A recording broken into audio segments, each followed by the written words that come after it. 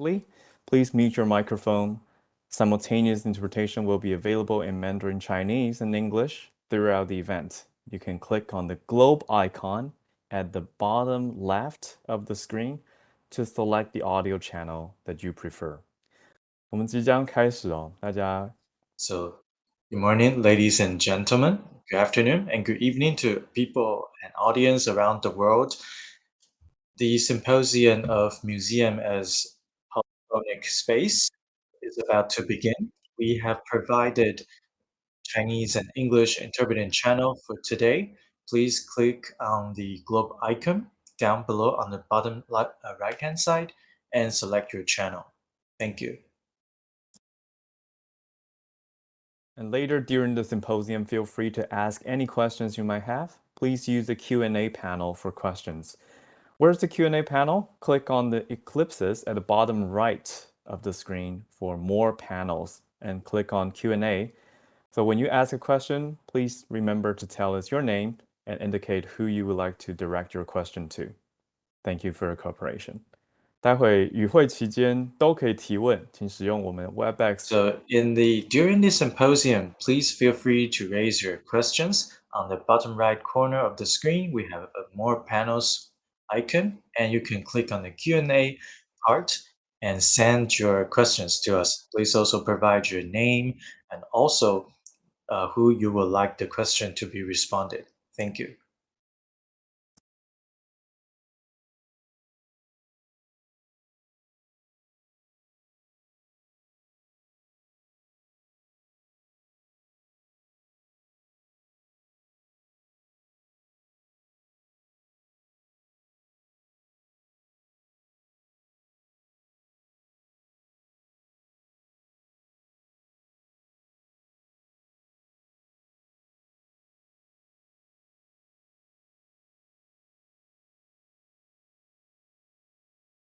All right.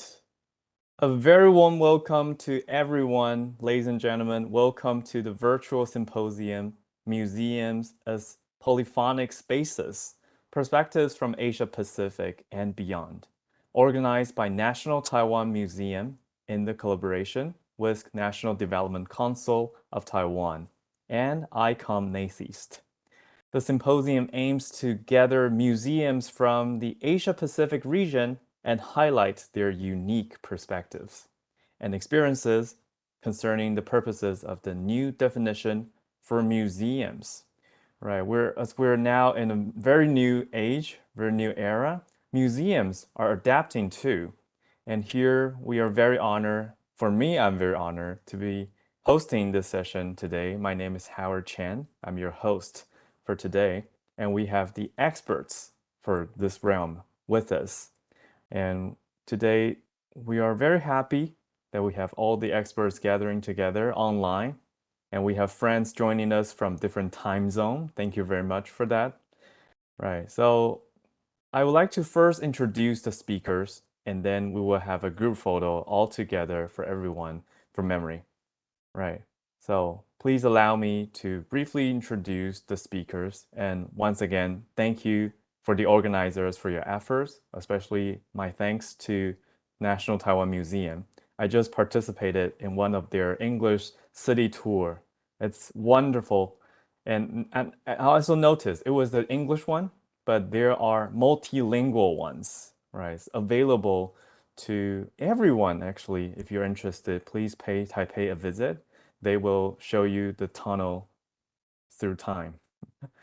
Right, so now to introduce the speakers. We're very happy to have the speakers with us. For this series of forums and symposiums, actually we have 3 sessions, which are Museums for Sustainability, Climate Change and Civil Engagement. Number 2, Decolonizing Museums, that is our topic today. And number 3, Museums for Diversity and Inclusion. Today we will focus on decolonizing museums.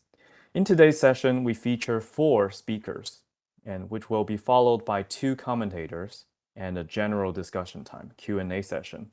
And by each speaker, there will be a Q&A time followed by, after the presentation, we will have the Q&A time available for each speaker. Right. The speakers we have here today are, first of all, Dr. Michael Pickering from Australia. Second of all, Mr. Tzu-Ning from Taiwan. And also Langus Lavalian from the indigenous Bunun community here in Taiwan. And last but not least, YAZAKI-san, YAZAKI Haruna from Japan.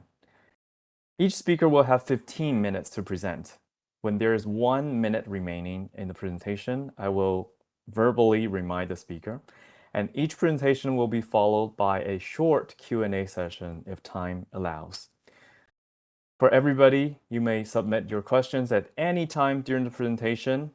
And a quick reminder again, please use the Q&A panel for your questions. Where's the Q&A panel? It's at the bottom right corner. When you click the ellipsis, you will see the Q&A panel available. Please use that function to raise your questions, tell us who you are, and who you would like to direct your questions to. Thank you very much for your cooperation, and I can't wait for our presentations to begin. But first, let's take a group photo. So everybody, please feel free to turn on your camera. It's a wonderful time for everybody to have a group photo together. Now we're doing this online, which allows more possibility. All right, so please, everybody, I will give you 5 seconds to turn on the camera. So you're cordially invited to turn on your camera so we can have this group photo together to kick off the event officially before this wonderful symposium. Yes, I see a lot of beautiful faces, and some of you are still shy. Well, so, all right, I think we're ready. And the organizer is ready to take the photo. So thank you very much. We are taking the photo in 3, 2, 1, big smile. And maybe another one, 3, 2, 1. Beautiful, thank you so much. Thank you so much. Feel free to keep your camera on or off, it's up to you. All right, and now I'm going to introduce officially the first speaker. Dr. Michael Pickering is currently the Honorary Associate Professor of the Department of Heritage and Museum Studies in Australian University, National University in Australia. His title today is Decolonizing Myself, which is a very intriguing title. And without further ado, ladies and gentlemen, please help me and join me in welcoming Dr. Michael Pickering for his Decolonizing Myself. Thank you very much, and I'd like to thank the organisers for inviting me here and for initiating my thoughts on this topic.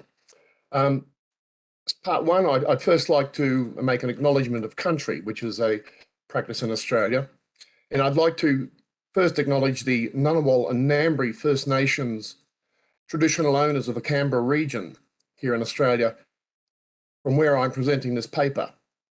The Ngunnawal and Ngambri have been valued colleagues in my repatriation activities over many years, welcoming other First Nations people from Australia and overseas in very sensitive visits to receive back the remains and sacred objects of their ancestors. Now, by way of introduction, for me, the increased use of the term decolonisation has been something of a spreading weather front. I've been able to observe its progress across the world as a moving wave, seeing the terminology grow in importance and use, particularly in Europe, where most of the colonial powers originated. It's a term I have never really had to actively engage with or explicitly consider until relatively recently, when that weather front finally reached Australian shores through museum industry media. While in increasingly common usage in industry events, such as conferences, it's not a term that was or is used in regular discussions on the floor of Australian museums. Even now, it is a concept that does not impact on most museum staff, except for that very small percentage who are directly involved with objects with a potential colonial origin. Australia has been carrying out domestic repatriations of ancestral human remains and secret sacred objects to Australian First Nations communities for over 30 years. The process has, through experience and research, become refined and relatively efficient. The Australian government formally recognises, through its policy, Indigenous repatriation. Australian museums have also had a growing commitment to representing First Nations cultures through stronger use of the first voice, or the words of those who have experienced the phenomena being addressed in the exhibition. Communities are regularly consulted over content of exhibitions and associated materials. Repatriation is an act of decolonising the museum, based upon current definitions of decolonising. But in Australia, at least, the decolonisation debate is following individual, disciplinary, and museum industry commitments to repatriation, not driving it. Further, the commitment to repatriation has been driven by years of activism by Australia's First Nations people. So it's a response to their activism, not a proactive decision by museums. By way of a personal reflection, as decolonising museums becomes a significant point of debate internationally, and through invitations to present at symposia such as this one, I'm compelled to reflect on my own, usually unconsolidated, professional and personal beliefs. Can we decolonise museums, given that museums are predominantly the result of colonial engagements? Similarly, my professional training in history, archaeology and anthropology has its origins in disciplines that emerged through colonial engagements, disciplines that evolved to try and understand the cultural other. The theoretical and philosophical legacies of the past influence my contemporary practice. A quick look at the history of Australian First Nations ethnography and anthropology shows the colonial role of research. This origin story is openly acknowledged by the Australian Anthropological Association, which states, and I quote, "As a discipline, anthropology emerged during the period of colonial settlement and expansion. Those crossing paths with Indigenous populations observed their different worldviews and ways of life and recounted their experiences to others." End quote.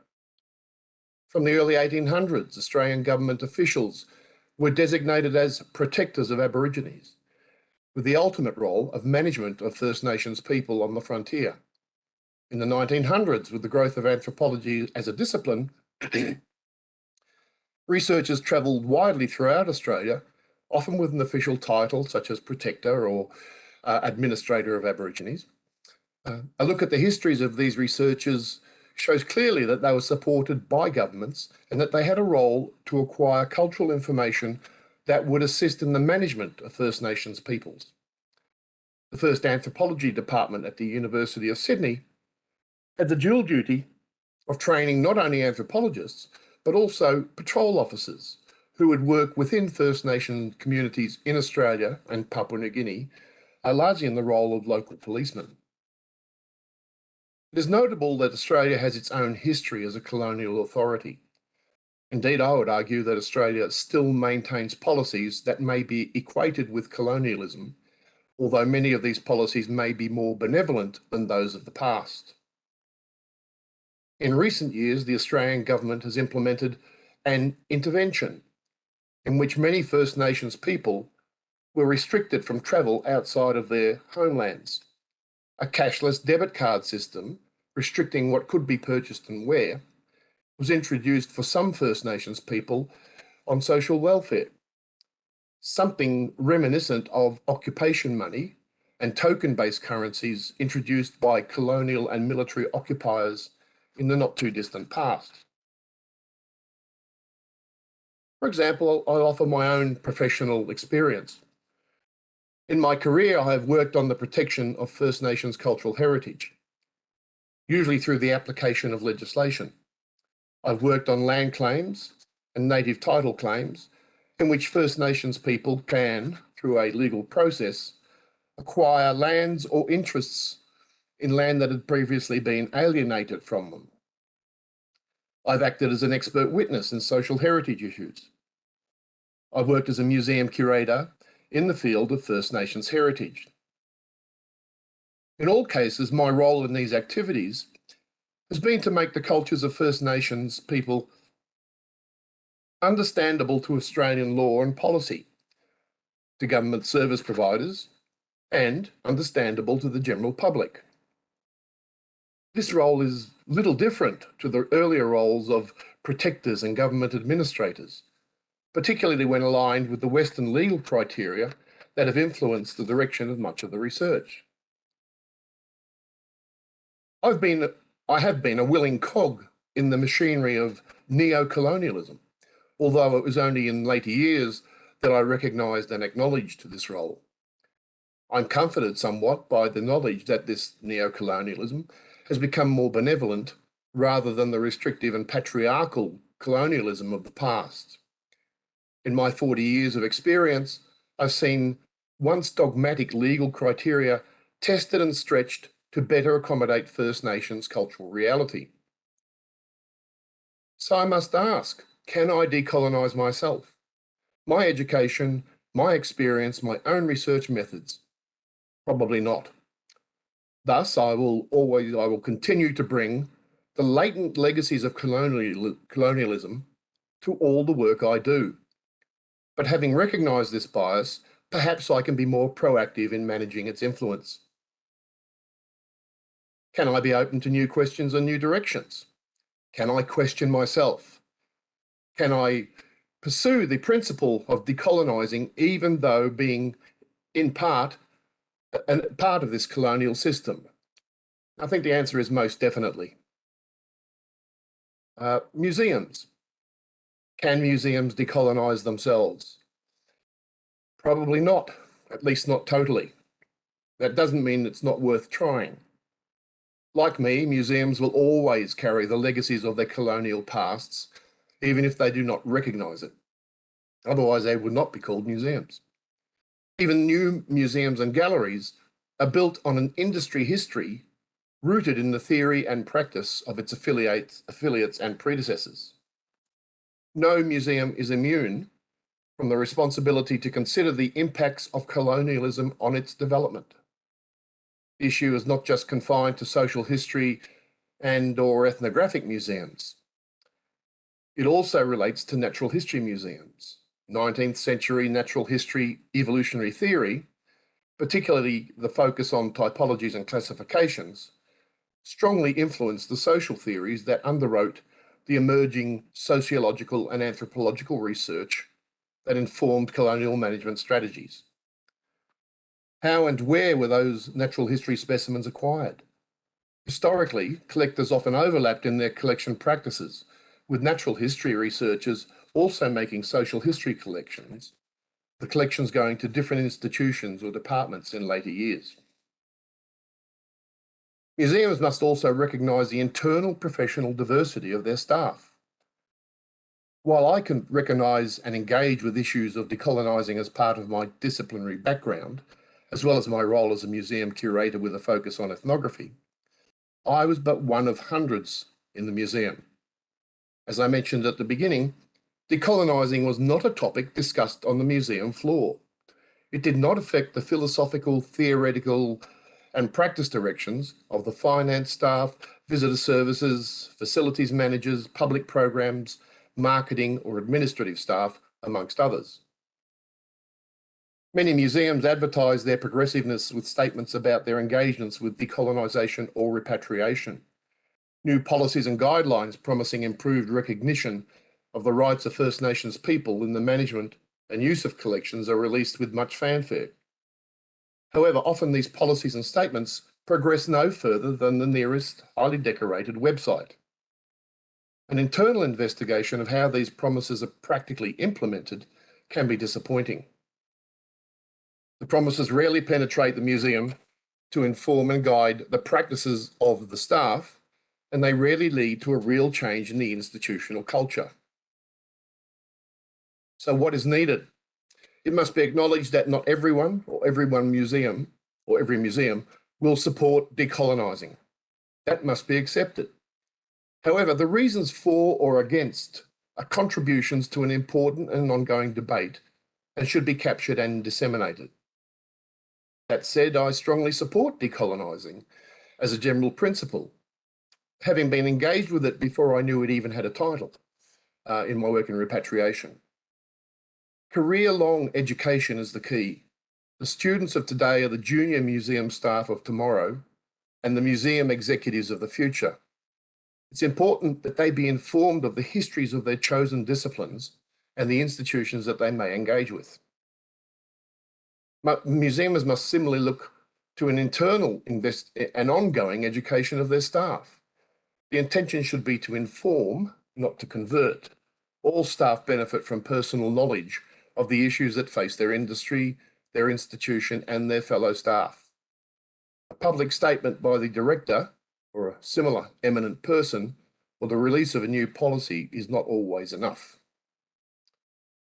A few nights ago, I had a quick browse through the web. It revealed that little of what I've said here is really new.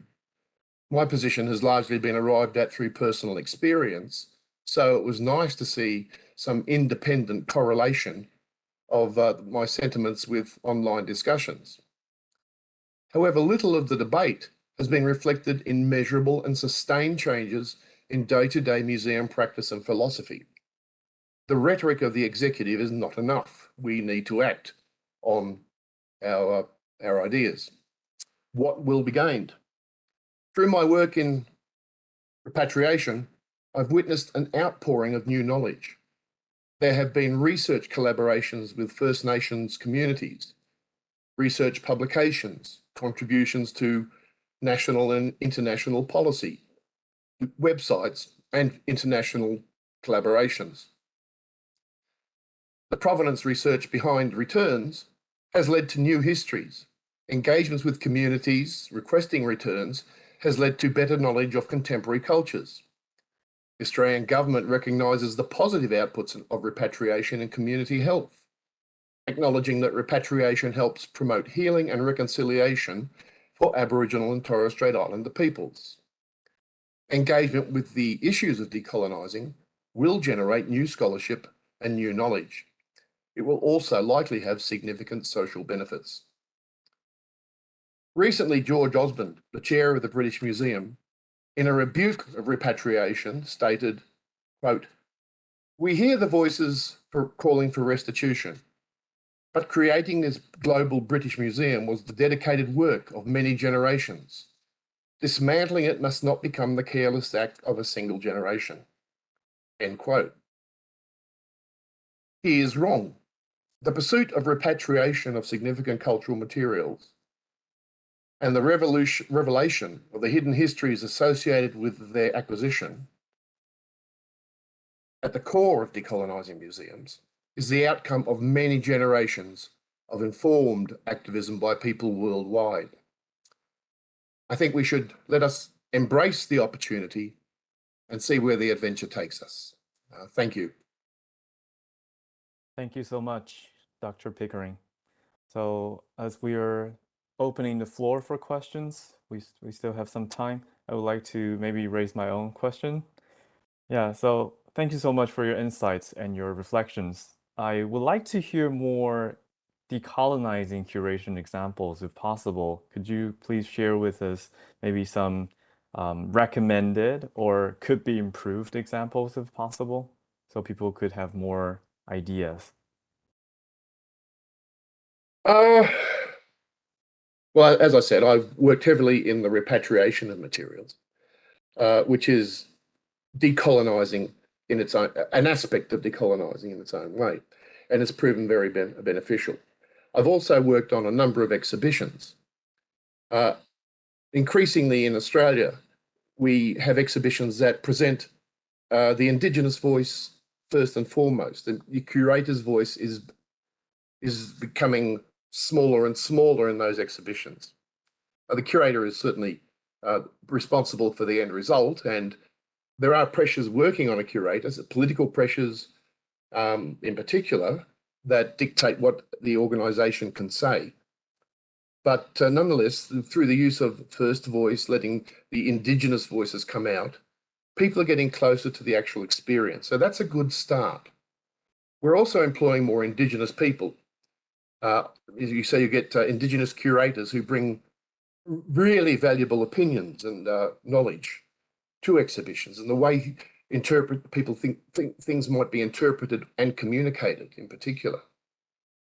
What has been interesting is the combination of contemporary expressions of culture alongside traditional expressions of culture.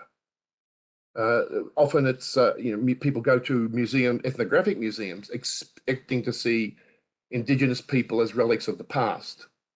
But we know that they have a present, and that present is as valid as the ethnographies of 100 years ago. We must remember that the stories of 100 years ago, when they were collected, were contemporary. People were not investigating the past 100 years ago, they were investigating the now. And so that idea of looking at the now continues. There are various ways to approach it. And I think we have to test different ideas and different approaches, and some of them will fail and some of them will succeed. But the only way to do it is by trying. Thank you so much for the answer. And we have another question from the audience. This is from Ling Guo. Ling Guo thanked Dr. Pickering first and then said, would you please suggest approaches the museum can take to increase the participation from the public or the community, local community, to co-work on decolonization? Well, first, with the community, we generally refer to the community as being the Indigenous community, to assist us in the work we do. There are really interesting contemporary stories. There are really interesting contemporary objects. And there are examples from across the world where museums have addressed how can they communicate the concept of decolonization. Germany is a particularly good example. And I can think of some exhibitions in Germany where the exhibition was an empty room because the object, in this case, the theoretical remains, had been returned to the community. There was another exhibition which was a series of boxes in which the metaphor was that those boxes contained objects, and you could pick up a speaker and listen to those objects talk to you about their experience. There were no objects in the boxes. It was almost an art installation than an exhibition, but it was very, very effective. What the museum was doing, and we see it increasingly, is asking the public to make up their own mind. Is this good? Is this bad? Is this the right thing to do? Is it the wrong thing to do? What do you think? So the museum does not have to be partisan, explicitly partisan. It can ask the public to consider the issue, make up their own mind, and that their opinion is acceptable. So that's one way. Instead of lecturing a public, invite the public to engage with the question. And I think it actually empowers the public. The best exhibitions I have seen are where the parent can explain to the child what the exhibition is about. So that it empowers the parent to be the teacher, it empowers the child to ask questions. So the more we empower our public, the more they will engage. Thank you so much. Love the idea of decolonizing as a principle and also the empowering of the parents or the visitors for their friends and family. Thank you so much once again, Dr. Pickering, for your presentation. And now we are going to move on to the second presentation brought by Mr. Tzu-Ning from National Taiwan Museum. Right. So Mr. Tzu-Ning is currently the Associate Researcher of the Research Department at National Taiwan Museum. The topic of his presentation today is how to face our colonial past experiences from the National Taiwan Museum. So, ladies and gentlemen, without further ado, please join me in welcoming Mr. Tzu-Ning from National Taiwan Museum. 好，谢谢大家的邀请。那么 Okay, so thank you everyone for inviting me for today's symposium. and today I would like to share with you how we can face our colonial past. So, 20 minutes seems to be a quite tight schedule, so I'll try to really express more of my content in the given time. I will share my screen with a slide so that I can put it more clearly. Just a moment, please. So can everyone see my screen?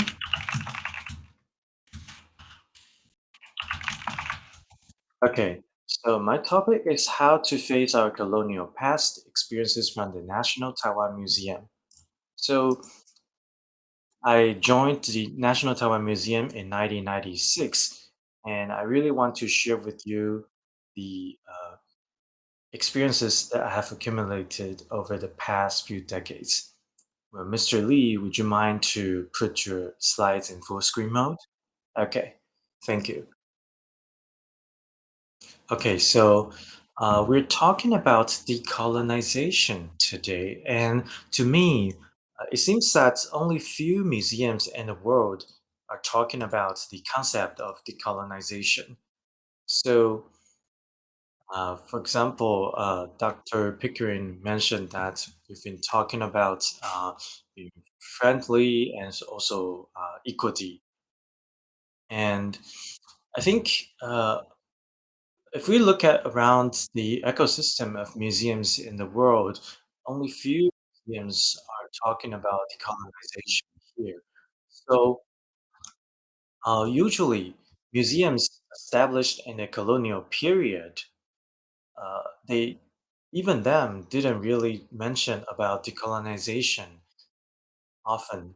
And if we take a look at the context in Taiwan, most of the museums don't talk about decolonization here as well. Because for them, when we talk about the colonial period, usually people would think it's really from a long time ago, it's a past history, or maybe it's something that people in the third world would really encounter, or maybe some military and museums would encounter. And most of the museums were about culture, were about the study of science, and why is uh, colonialism and decolonization connected with them? And is decolonization important for them? Well, today in my talk, I would like to share my perspective with you. So, from my point of view here, I think I would like to review my past decades of experience in the National Taiwan Museum.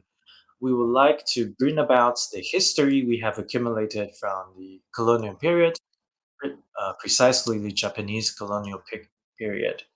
So, by facing this issue directly, I believe that we will be able to face our colonial past.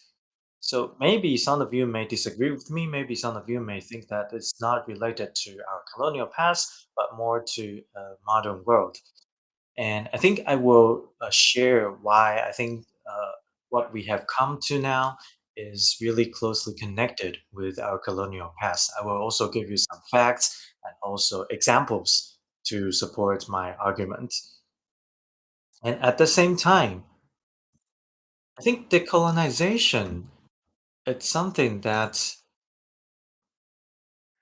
is closely connected to us. We need to know how closely connected or impacted we were in the colonial period.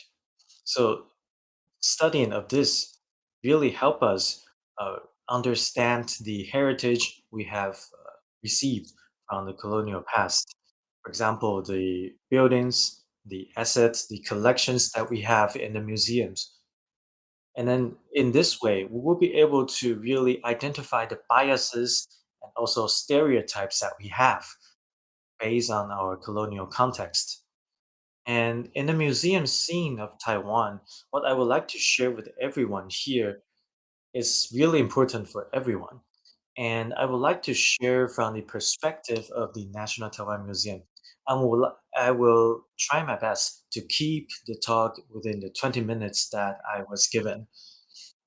So sometimes some of the details can be really specific, and please forgive me if I can't really elaborate them clearly. So, National Taiwan Museum, it was established back in the Japanese colonial period in 1908.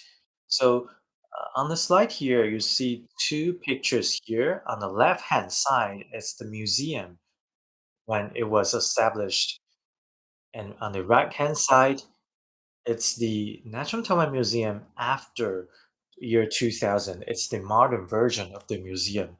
So what you can see here is that it's an institution that has existed since the Japanese colonial period, and the main building has remained roughly the same over the years. So, just some really historical backgrounds here. I can't really go into the details about our history, but I will just give you some of the important timeline or events here. So, back in the Japanese colonial period, we are mainly managed by the Japanese colonial government. And after the KMT government retreated from China to Taiwan, we were renamed as the Taiwan Provincial Museum. And we always called it Provincial Museum at that time until year 1999. So this is the time that we have really a long name of the museum. And what you can see here is that the connection here. So this is the collection that we have from our colonial past, and mainly from the Aboriginal people or indigenous people at that time. So forgive me if I can't really go into details about this. And at that time, the indigenous people were still called Aboriginal people by the Japanese colonial government. So what we're seeing here is that we have a lot of collections from the Aboriginal peoples at that time. The government collected a lot of items, cultural items from the tribes, communities at that time. So really, what we call it now is this is a natural history museum. We have collected a lot of items from not only the botanical field or the biology field, we also collected a lot of items from the communities, from the indigenous people. So it's a bit different from the regular natural history museum that you will see. So this is really a lot of collections from the Japanese colonial period, and mainly they are animals, plants, fossils, and also indigenous assets from the colonial period. So I'm not really going to talk about all the histories today. What I would like to share with you is that the backgrounds, the historical backgrounds that we have experienced and how they influenced the way we are now. And what you are seeing here is the exhibition room back in the 1960, 70, and 80 period. And here we have this regular exhibition called Rediscovering Taiwan in 2017. So here you can see the portfolio of our collection. You see the ratio has been changing. So for example, in the Japanese colonial period in 1908, when the museum was firstly established, the collection we have here, it's quite different compared with the one we had in 1942. That's the year when the KMT Museum retreated to Taiwan. So you can see the change in the portfolio of the collection here. While the proportion may change a little bit, but overall, uh, the items here, the categories were roughly the same. So we talk about ethnographic studies here. We studied about the assets, the items from Aboriginal or indigenous communities, and also their cultural heritage here. So National Taiwan Museum was really the first museum in Taiwan, and that's why we have an abundant collection here, it's really difficult to categorize all of our collection. And also here you see some of the features or special collections that we have: fossils, specimens, we have ethnographic collections, and also we have the maps, and also anthropology or archaeology collections, and some of the masks you see from the people at that time. So we study about anthropology, about animal, about plants, about the geology.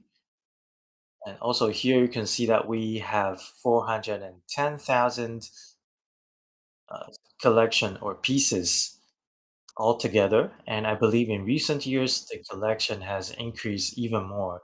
I can't really go into the categories of all of our collection, but what I've been repeating today is that I want to share with you how these all factors are connected to decolonizing the museum, and also how the colonial past has something to do with them. So I think we have a lot of ways to talk about this. And I think I'll just give you some of the examples today. So, for example, here we have a special collection here. This is really a specimen collection from I would say, the state apparatus. So, what you can see here is that back in the year of 1927 to 1929, really the Japanese colonial government and also the financial group at that time has instructed people to collect a lot of relics and also cultural items from the indigenous communities around Taiwan. And overall, they have collected 1,760 pieces there. So, for example, in Tainan, we have an exhibition of the coffins from the indigenous people and also from the Han people. And also in the National Palace Museum and also National Taiwan History Museum, we have exhibitions of collections from this collection project. So this really contributed to a lot of the collection and pieces we have today. And also what we're seeing here is that we're seeing a lot of collection from this project, and I really can't go into details about this. So the reason we're talking about this collection project from the Japanese colonial government and also the Sakuma group is that we've been in the past, we only consider it as a collection project. We only think that, oh, this is a grand collection project. We have a lot of pieces collected in the period. But indeed, it's a collection project. It's a comprehensive collection project. We have a huge collection from the project. But if you take a look at this project from the perspective of colonialism, you'll know that it's not just about a collection project for the museum. It's actually a colonial project for the place. So, so for example, the Japanese government conducted a lot of research in Taiwan. For example, the population study and also a lot of kinds of environment studies as well. They want to really understand Taiwan in a short period of time and take control of this project at that time. So what we're seeing here is that if you're going to ask me, I would say it's a colonial project. So to me, it's really a study plan of the tribes, communities in Taiwan. But in the past, people didn't really talk about this from this perspective. They only think that the collection project from the Sakuma group is a collection project for the museum, but actually it's more than that. So the Japanese colonial government sent out the police to really conduct the research and really obtain these items. So who's really in charge of this project? It was actually the police at that time. So from the colonial perspective, you can see that it's not only a project that collects the cultural items, but also a project that helps the colonial government manage and control Taiwan more efficiently. So from the colonial perspective, we can really take a look back at the things, at the context, a different angle. And that's as far as I can go for today, given the time constraint. And I still have another second half of the content here. So since the beginning of my talk, I've been talking about the blind spots we have for our study, and we really need to have some reflections on our past, on all of the heritage that we have now. So, in this decolonization process, I would say that this repatriation exhibition is really important for us. So, since 2009, National Taiwan Museum and the indigenous communities, local indigenous communities in Taiwan have been collaborated to hold this repatriation project or exhibition. So we repatriated or returned the items back to the communities. So really these collections from the Sakuma group, we try to analyze them to see where these items or collections belong to, because most of them have been well documented, and we know where these assets or items belong to. So these items were collected to National Taiwan Museum due to this colonial past. And right now, we want to return these items back to the communities. And it's not just about returning the items back, it's about really having this repatriation exhibition and making the list here so that people know where all these items belong to. So this up until this year, we have really held over 9 exhibitions, repatriation exhibitions here. It's not about repeating the same content in the 9 exhibitions. In each exhibition, we have different collection to display. And at the beginning, uh, it's about maybe we exhibit many of the items, but we didn't really focus on the interpretation of these items.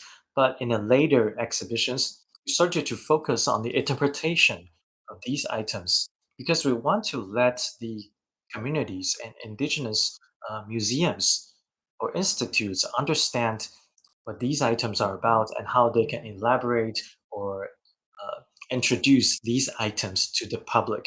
They consulted seniors in the tribe to really introduce or explain these items. So the more recent exhibitions you see now were happening at a lower frequency. In the past, we have one museum at a time at each year. It's more like we are consuming our budget. But to this type of exhibition, it's not only about really spending the budget and execute the plan by schedule. So later on, we reflected on this and decided that we need more time to collect the data, to really digest the information that we have received, and also do some field research to get as much information as we can. So this collaboration of repatriation exhibition is really about a special connection of dialogues, a special relationship of dialogues between the museums and the communities. So to us, really what I would like to say here is that it's about an interaction between local communities and the museum. So these local communities are now re-examining the items that they have been taken for the collection and then try to give these items new meanings or new interpretations here. So this would be more significant in my point of view. It's a phenomenon. It's an interactive phenomenon here. So these collection, they're like a cultural specimen, I would say. I would put it this way. It's a cultural specimen.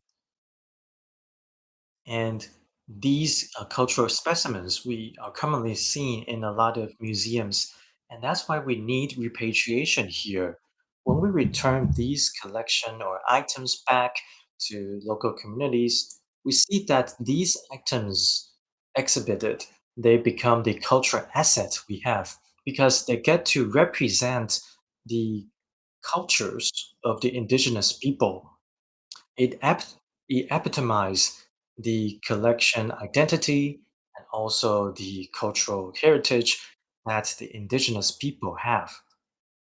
So, in doing so, I would say that people are now getting quite familiar with doing things this way.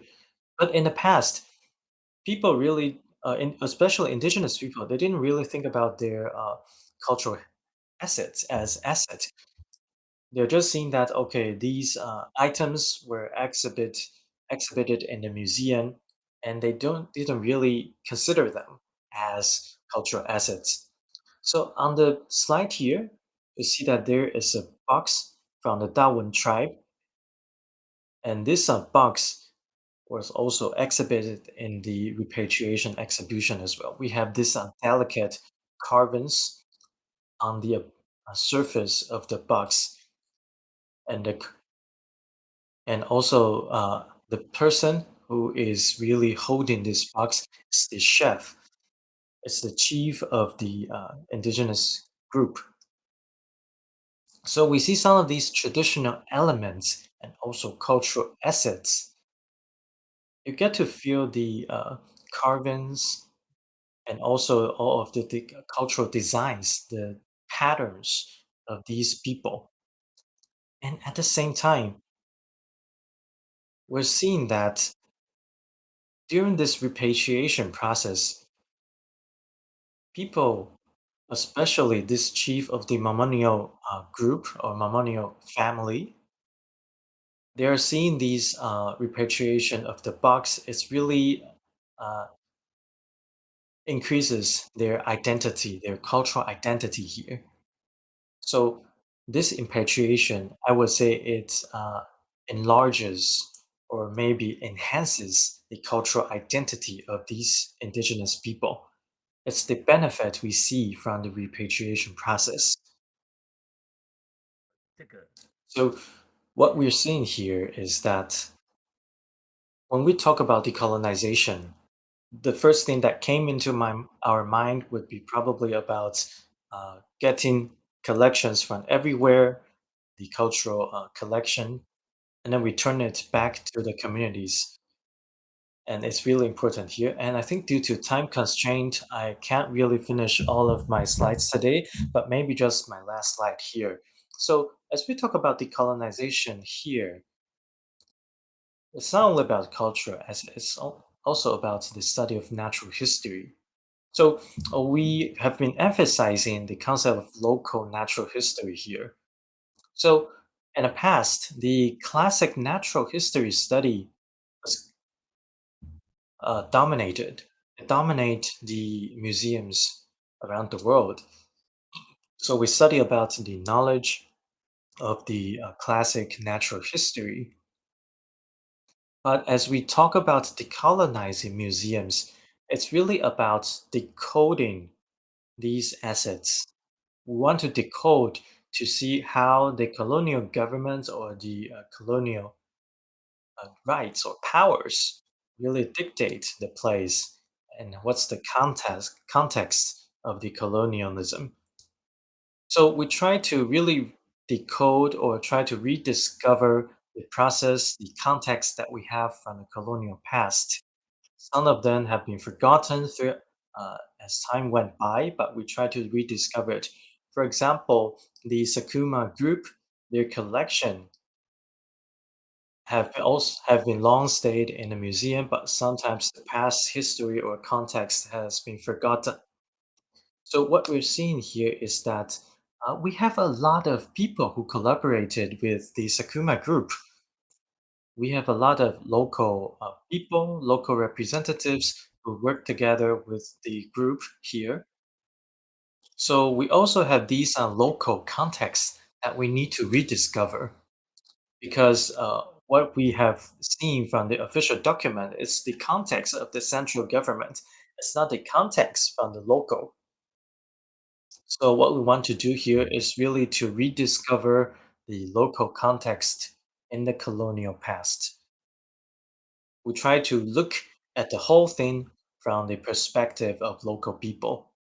These people, these contexts are often forgotten in the history. So in the future, we also plan a series of exhibitions. We've been working with a lot of professors, teachers to really rediscover these local contexts here. So this would summarize or conclude my presentation for today, and due to time constraint, I think we don't have time for further details. Thank you again. Okay, thank you, Mr. Lee, for your valuable sharing. Due to the interest of time, we'll have to move on. So maybe we'll leave the questions until the Q&A session later for the general discussion. Moving on to the third speaker, we would like to have, we're very honored to have Langus Lavalian with us. She is from the indigenous Bunun community. She's currently working at the Bunun Cultural Museum of Haiduan, as Mr. Lee just mentioned, Haiduan Township in Taiwan, as a curatorial associate. Her presentation today is entitled Efforts in Decolonization from the Bunun Cultural Museum of Haiduan Township. A very timely presentation, just to be followed by Mr. Lee's presentation. Ladies and gentlemen, please join me in welcoming Ms. Langus Lavalian. 好，主持人还有线上的朋友，大家早安、午安。好。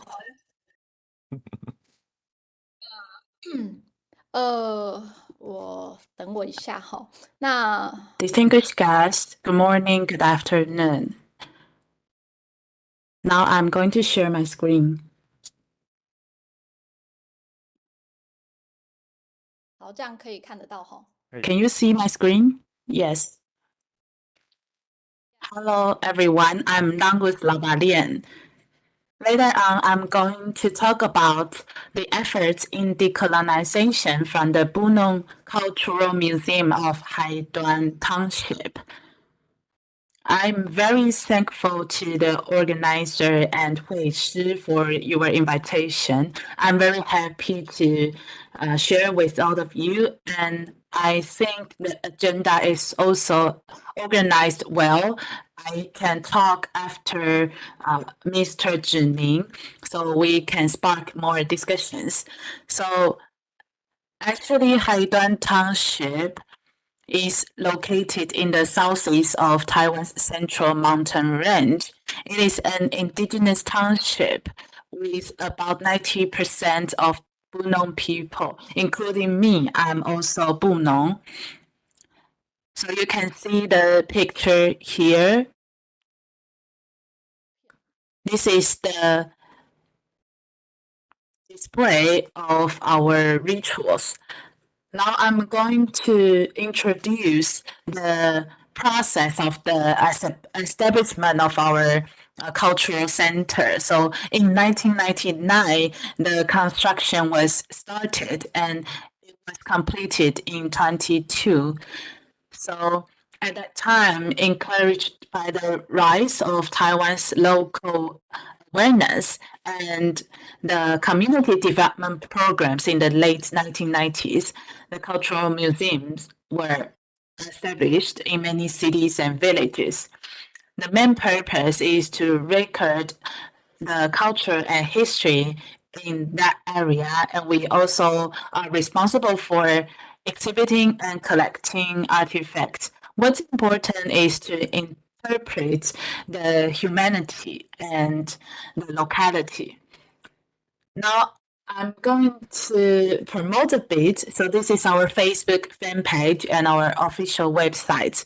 Actually, we are a small local museum, so we only have four employees, including me. All of the staff is Bunun. So we are a very small museum. Then I'm going to talk about 2 exhibitions that we've done in recent years. We try to make use of the exhibitions to try to spread the concept of decolonization. So during the process, we found that we have already been in the journey of decolonization. So the first exhibition is the repatriation special exhibition of Bunun artifacts. Just like Mr. Lee mentioned, we worked with the National Taiwan Museum to put on this exhibition. We exhibited 64 collected objects in the National Taiwan Museums from the Japanese occupation period. So kuruma in Bunun means coming back home. We would like to emphasize the idea of returning. In fact, what's more important is to set the definition of our memory and the return. So there are 2 exhibition rooms. For exhibition room 1, we show the embroidery and clothing cultures for women. And in the room 2, we displayed some hunting and agricultural devices for men. So the key issues are as the follows. First of all, how did the object get into the museum?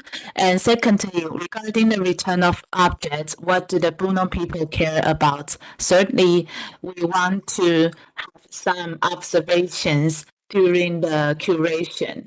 So how can we exhibit the collections from the National Taiwan Museum? Actually, Mr. Lee has just introduced this. So we invited the elderlies to have a look at the collections. And in 1930, the Sakuma Foundation from Japan acquired a lot of indigenous collections. So for this exhibition, we brought these collections back.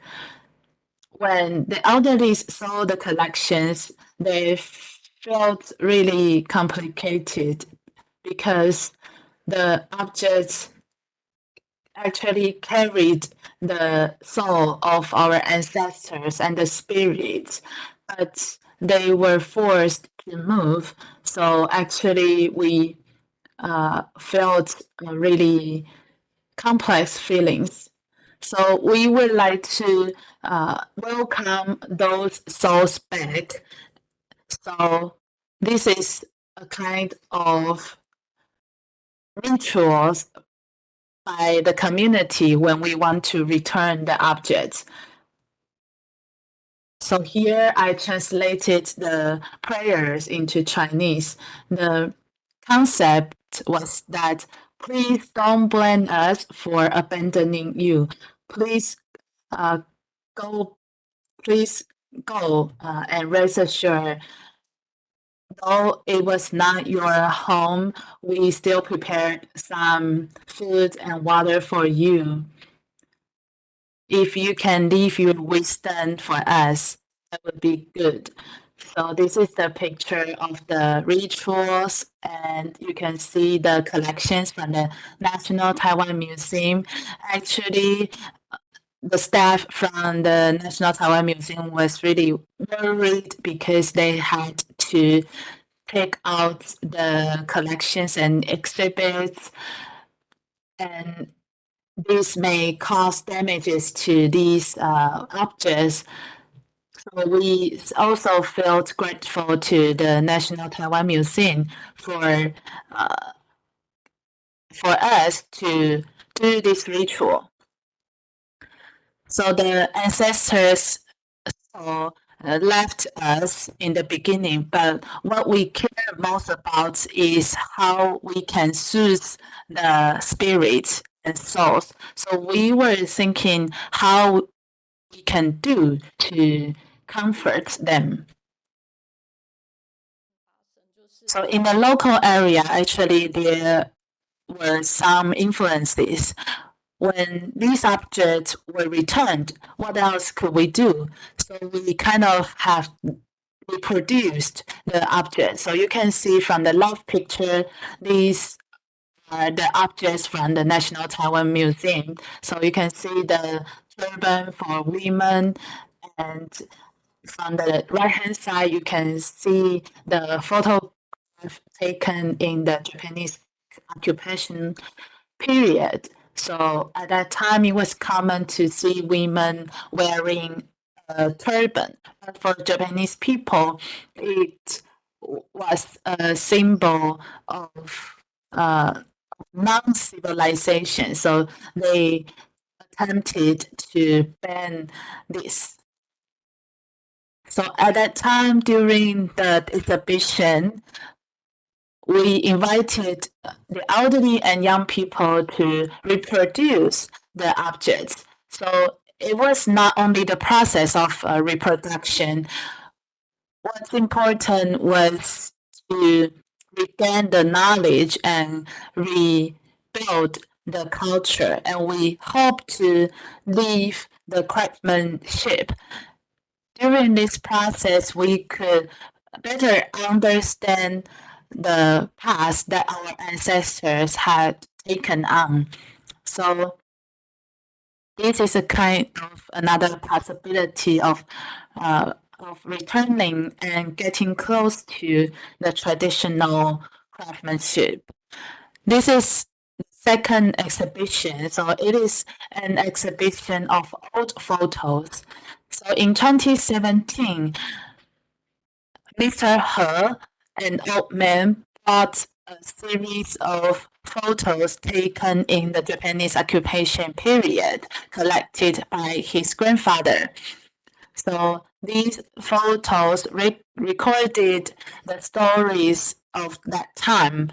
We spent some time investigating and reviewing these history and stories, and we exhibited these photos in 2020. These are the exhibition rooms. So we kind of arranged the photos in timeline. Here are some key topics to be discussed. So maybe the figures in the photographs were not that famous in history. But just as Mr. Lee mentioned, these officials or police officers did something in the past. So these photographs were the testimony of the past, of the history. The second one is how we can show empathy with the history. When we learn history, we always see it from a certain perspective. These photos, we can try to put ourselves in their position. If it were you, what kind of decision would you make in that moment? Then how can we understand the difficult history of the colonial period? So maybe you can hear some noises from the election propaganda outside in my background. So who is Bui He in Han's pronunciation? Actually, he was born in 1895, and his father and grandfather were doing trade and exchange in the mountain area, and his mother was also Bunun. And Mr. He also could speak Bunun language. So in 1925, he was police officer in Haiduan.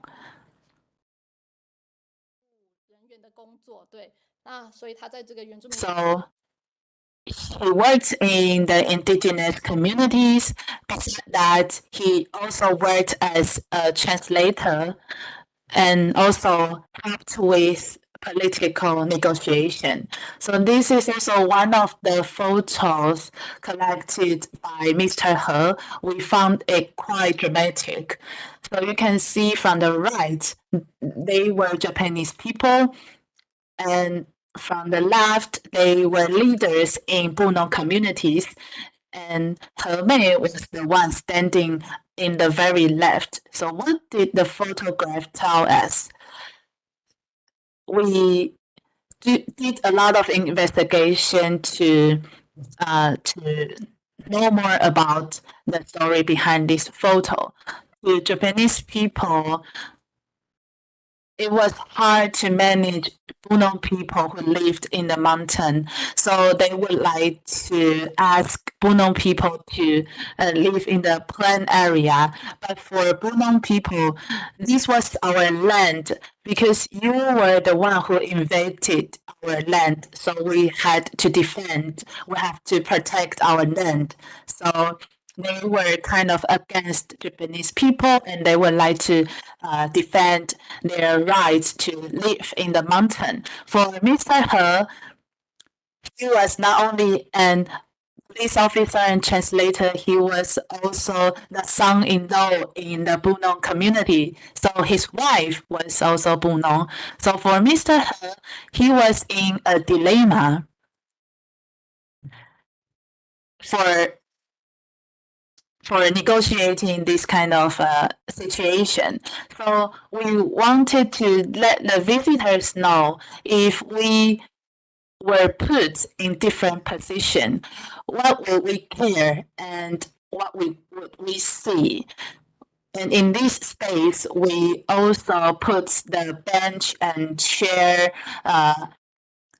similar to the photograph. So it was kind of a very effective display. And we also put on a show to have some actors really performing this act. So we want to use this exhibition to let the audience know more about the colonial history, piece together the landscape of that history. Because when we want to talk about decolonization, we cannot move on if we don't understand what really happened at that time. So this is the end of my presentation. If you have any questions, please feel free to bring them up. Thank you, Langus, for your amazing presentation. Wonderful. And we will continue to collect questions and move on to the next speaker first, and then maybe we will come back for the Q&A session. Thank you once again, Langus. All right. And moving on to the fourth speaker, last but not least speaker today, Ms. YAZAKI Haruna. I would like to introduce her. YAZAKI Haruna-san, she is currently the Research and Curatorial Fellow of National Ainu Museum in Japan.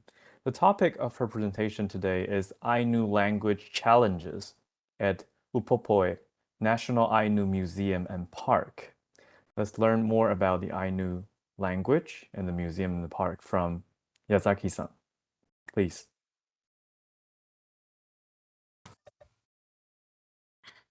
はい、なんだっけ。よろしくお願いします。Nice to meet you. スライド1のからくす、ポンのエンテレヤン。Now show slides. Just a moment, please. No problem. これかなああ、よいしょ。どこあれ見えない。Just a moment. Take your time. Sorry. No どこ problem. だ We're あれ making it どこだっ full け screen.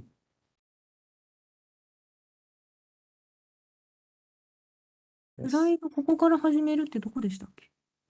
あ、これだ。よし。Thank you for Yes. Yes. No problem. やっくん。始めます。이러한 카라프 때 니시바우타를 각기 맡다를 우포포요탄 아는 코코로 아이누 이코로 만케를 걷다 쿠네프스와 간 야자키 하루나 세코로 그래 해안마 각국의 군에 탄도 우누카라마 선노 계약 코픈 데크나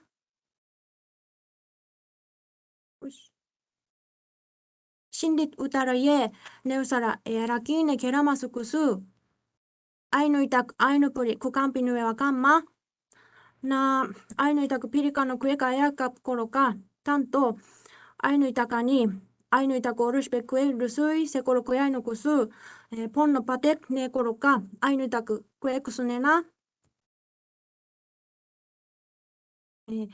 아이누 이타카니 네 아예히 케란페르텍페 잉글리쉬 아니 우뚜루 우뚜루 시사무 이타카니 쿠에쿠스네나 피리카노 쿠에카 에아캅 코로카 누와엔 코레아나니 tanto anak Ainu language changes at Upopoi National Ainu Museum and Park 세코로 그레고와 우포포에 왔다 아누 코코로 아이누 이코로 마켄루 왔다 아이누 이타크 아이완케 카투 에네 아니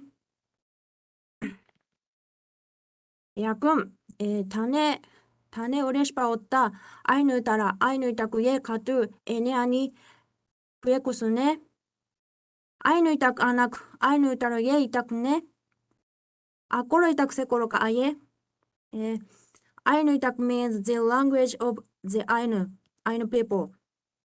Akoro Itak means our language. Ainu sekoroan iporo se ikewe anakne English otta human sekoro ayepne wa Ainu tara arekohi taka eiwanke.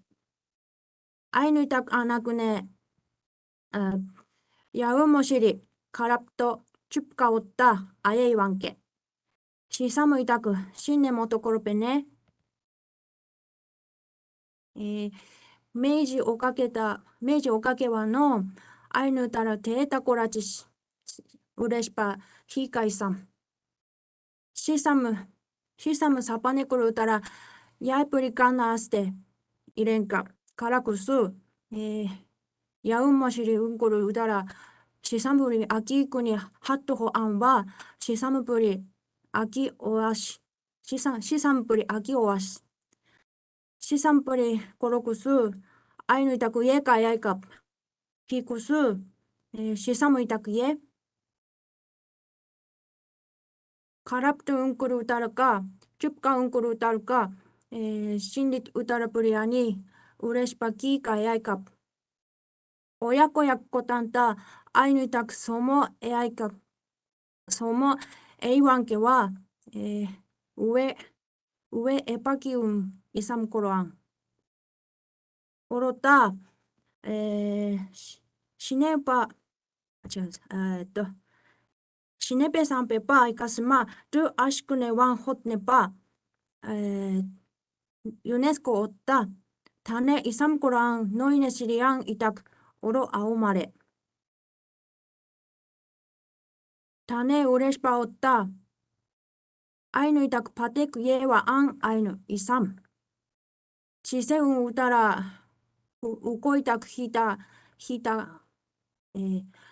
チセウンウタラウコイタクヒタかシサムイタクイエ学校おったかシサムイタクイエコロかタネインネアイヌウタルアイヌイタカにアイヌイタクアイルスイセコロヤイヌはヤイホノからはアン親子やったこたんたヤイホノからくす上カルパヤイホノからあすきたアイワンケカンピソシネやイノカネやシリネやウサオカイペホロンのアカルアンヒワのアイヌイタクイエクルネカソモネコロカ 아리키키のやいほのかは、アイヌイタクイエカエアイカプクル歌る。ポロはアンルエネ。てえた、フシコプリオッタ、アイヌ歌る。カンピヌエカソモキの、あえうこいそいたくパテッキ。明治アンワの、アイヌ歌るか、アイヌ歌かにカンピヌエ。エカシ歌る、フチ歌ら。いてきアイヌプリイサムか。いてきアイヌイタクイサムか。セコロヤイヌは、アイヌプリオルシペ、アイヌイタクオルシペ、カンピヌエ。たね、ねあオルシペアに、カンピソシアカルワアン。オラの、カンピヌエクルか、カシウタライエ、イノンのイタクネや、フチウタルイエ、ネオサラネや、ウサオカエペ、カンピヌエは、カンピソスカル。イノカカウク、イフムカウク。ネアカンピソシネは、ネアカンピソシネや、イノカネや、ウサオカエペポロンのアンクス、タパンペアに、タネ、インネウタル、ヤイホノカワアンルエネ。オラの、And when we built the National Ainu Museum, we received the collaboration of people in different regions who are making efforts to be able to use the Ainu language again in order to write a commentary in the exhibition rooms in the Ainu languages. Next, I will talk about Upopua and the National Ainu Museum. ネパイカスマ、Upopua was established in Shiharoi, Hokkaido in 2020. Upopoi is an affectionate name for the National Museum and Park. In the Ainu language, we call it Wanuker Kotang. In Japanese, it is called Minzoku Kyosei Shoujo Kukan, symbolic space for ethnic harmony. In English, it is called the National Ainu Museum and Park. For details, please take a look at the Upopoi website. The main facilities of Upopoi are the National Ainu Museum and the National Ainu Park. of Upopoi. And this is the museum. Anu kokoro ainu ikoro maken. And here is the park. Wainu koro mintar. She is Upopoi PR character, Trepon. National Ainu Museum. In the Ainu language, we call the National Ainu Museum the Anu Koker Ainu Iker Oma Kendu.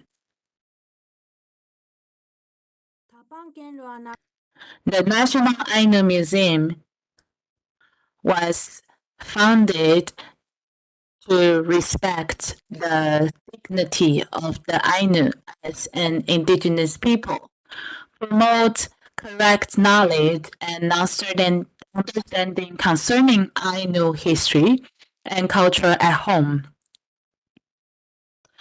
Information science at Upopoi and explanations and information science in the museum are in the Ainu language.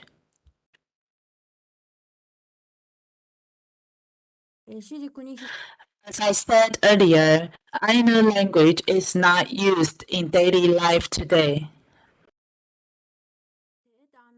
There are many words today that did not exist in peoples living in the past. So there is a need to create new words in the Ainu language. There were also many other things that needed to be considered. There are many regional dialects in the Ainu language. A standard language has not been decided upon. While cherishing the language of our ancestors, we are studying regional dialects. Today, Ainu is written with the Latin script and katakana. There is no standard orthography. Katakana is the Japanese writing characters. I will speak in English about the new initiatives being undertaken related to the Ainu language. Upopo serves as a national center for the revival and development of the Ainu culture. Invaluable culture in Japan, this is under threat. As a base for the revival and development of Ainu culture, Upopoi considers the Ainu language to be its first language. In all multilingual signage, Ainu language is displayed first. However, the Ainu language is not used in daily life, and unlike other languages, there are no translators. So there are all sorts of problems that arise when preparing Ainu language for display. 3 issues that need to be considered are dialect, the written form, and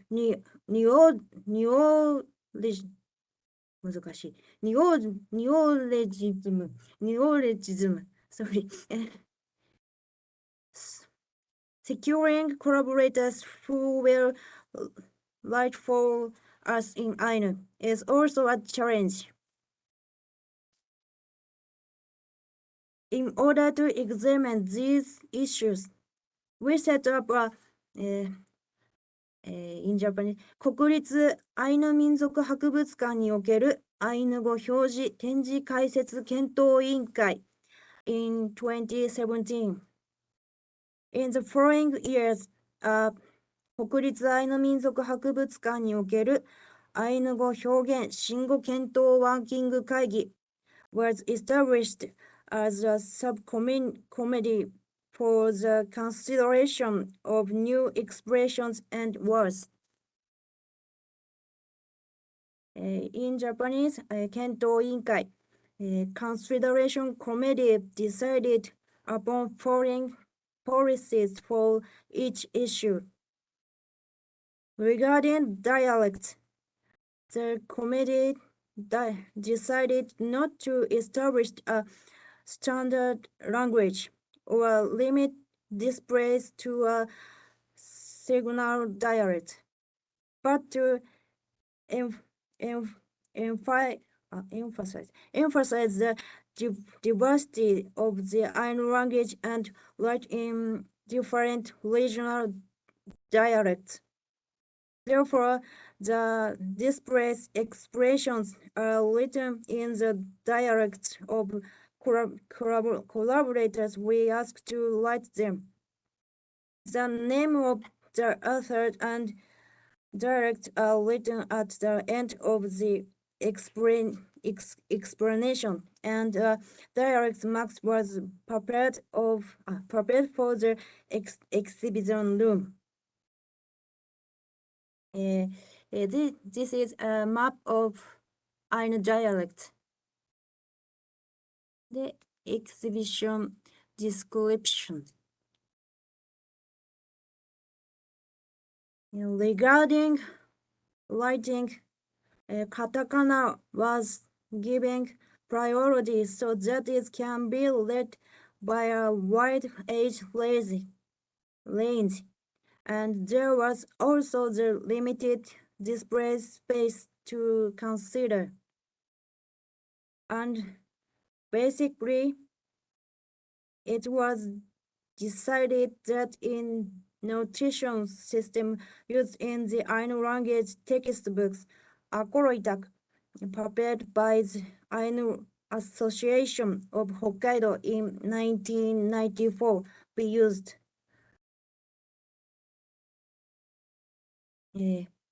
Regarding neologisms, we have considered new expressions and words while referring to existing records of the Ainu language, regardless of dialect. We have tried to express things as much as possible in the Ainu language and not borrow for other languages. Japanese in working 会議。In the working group, new words, phrases were considered by people who writing books or use SNS in the Ainu language. Ainu language researchers and Upopoi staff with knowledge of the Ainu language who became members. An online bulletin board system was also used. Now words and expressions were considered in the following way. First, the members of the working groups would post their ideas on the bulletin board. Then, sorry, 大丈夫か。Sorry. Then at the working group meetings, we examined whether there were any grammatical errors in the proposals. The Upopoi staff in the working group then decide upon which idea to use from the proposal being considered. Finally, after the proposal is approved, it was actually put to us. Of course, not only grammatical issues were considered. The question as to whether or not there are any programs considering traditional culture were also examined.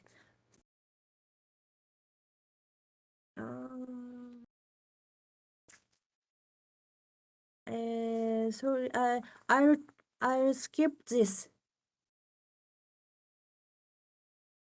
よいしょ。種、手話のアイヌ高に食えな。Now speak Ainu again. Itak anak ne shindik utar orowa. Ai korepne wa ikesh koropene ruene. Tan itak anak oruspene soshikata. Anu ya itak ne. Shindik itak eyam no. Shindik itak eyam no. Tane ureshpa otta. Ainu itak aewanke wa. In collaborating with many people, I will put all my effort into this. This is the end of my presentation. Thank you for listening. Thank you. Thank you. Yeah, I like it. Yes. So, ありがとうございました. Thank you so much for the presentation. And now we will continue to collect questions. Yeah, we do have some time for questions later. And now it's a break time for everybody. So we have a short 10 minutes break. After the break, we'll have 2 commentators and also a Q&A session for everyone. So please take a 10 minutes break. Please be back at, let's do 11:15. 11:15, all right? So everybody, please come back at 15 past 11. Remember to come back on time and join us for the following session. Thank you. Wow, thank you so much, National Taiwan Museum. And welcome back, ladies and gentlemen. Welcome back to the remaining session of today's virtual symposium. We will now proceed to the commentators time. We have invited two commentators from Taiwan, one commentator from Taiwan, another one from the International Council of Museums, NATHIST. All right, so ladies and gentlemen, welcome back once again. We're so happy to have you back. So next on the agenda, we're now in the comment session. In the session, Ms. Lynda Knowles and Dr. FANG Chun-Wei will each give a 10-minute commentary. After that, we will have a 20-minute general discussion session to take questions and thoughts from everybody. Please feel free to submit your questions at any time. And now I see some questions in the comment session, in the chat session. You can use the Q&A panel instead for questions. We will accordingly still receive your questions from the chat. Thank you. So our first commentator is Ms. Lynda Knowles from the United States. She's the leader of ICOM NATHIST, Decolonization Working Group, and also the former board member of ICOM NATHIST. Please welcome Ms. Lynda Knowles for her comments.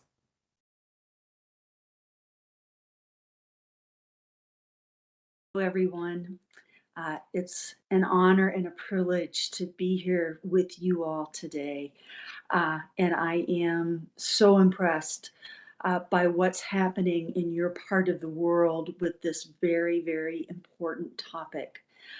I think I work as an attorney at the Denver Museum of Nature and Science in the American West, and I am familiar with the history and struggles surrounding the indigenous tribes in our area. But I'm no expert, and I'm not a member of any of those tribes. And I like to be very conscious when I talk to people about these things to make sure that I do not in any way, shape, or form indicate that I represent their interests or their desires or goals. I'm with the museum. I'm not necessarily with the tribes. I want that to be a symbiotic and fruitful relationship. But again, I'm not authorized to speak on behalf of any of those communities. And that's very important, I think, when we're working on decolonization, and something that I heard from all the speakers today, which is this idea of giving voice to people who have not had a voice. Yeah, sorry to And interrupt, how do Ms. you do Knowles. that Would you in like a to way? turn on the camera so we can see you? I'm so sorry. I thought, is it on now? Yes. Okay, Wonderful. great. Thank you. All right. So I think it is so important now that we remember that we are as reflective as Mr. Tzu-Ning was saying, that we spend some time on reflection to determine what is the best way to approach that, and that we do it in a way, as Mr. Pickering was saying, that you empower the people who are viewing these items to kind of put them in context. I think one of the things too that I got out of the presentation from the National Taiwan Museum is how important it is to look at these things from the viewpoint of other people, and that you don't know what that viewpoint is until you ask them. So there is this very real sense of being aware with the museums that have spoken with us today, that they are listening, they're not necessarily talking. And that to the extent that they are telling stories, they are acting as a conduit for these indigenous groups to tell the story they want to tell in their way. And I think that's something with the Ainu Museum and with the Bunun Museum as well. That's really important work. And our job, or my job, is to just stand aside and let that work happen. I can't speak to it. I don't know what it's like to speak from that perspective. And I think the museum community needs to change so that it's listening more. And that's been the challenge for museums, and I think we have risen to the challenge. But it really has struck me in listening to the National Taiwan presentations in particular, that there's this sense that this is a growing effort. It's not gonna be over quickly. It's going to involve some engagement with a lot of different communities. I was looking at a map of Taiwan and all the indigenous tribes. I had no idea.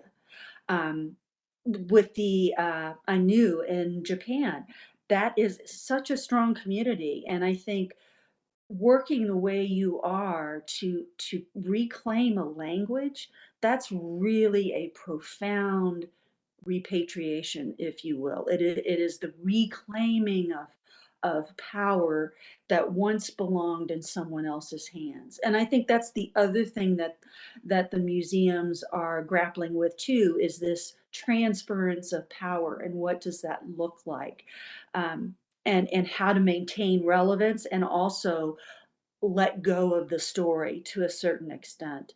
And those are the challenges, and I am very, very impressed. I wanted to especially call out Ms. Langua and her comment on how important it was to soothe and comfort the ancestors. And that is something that I hear a lot.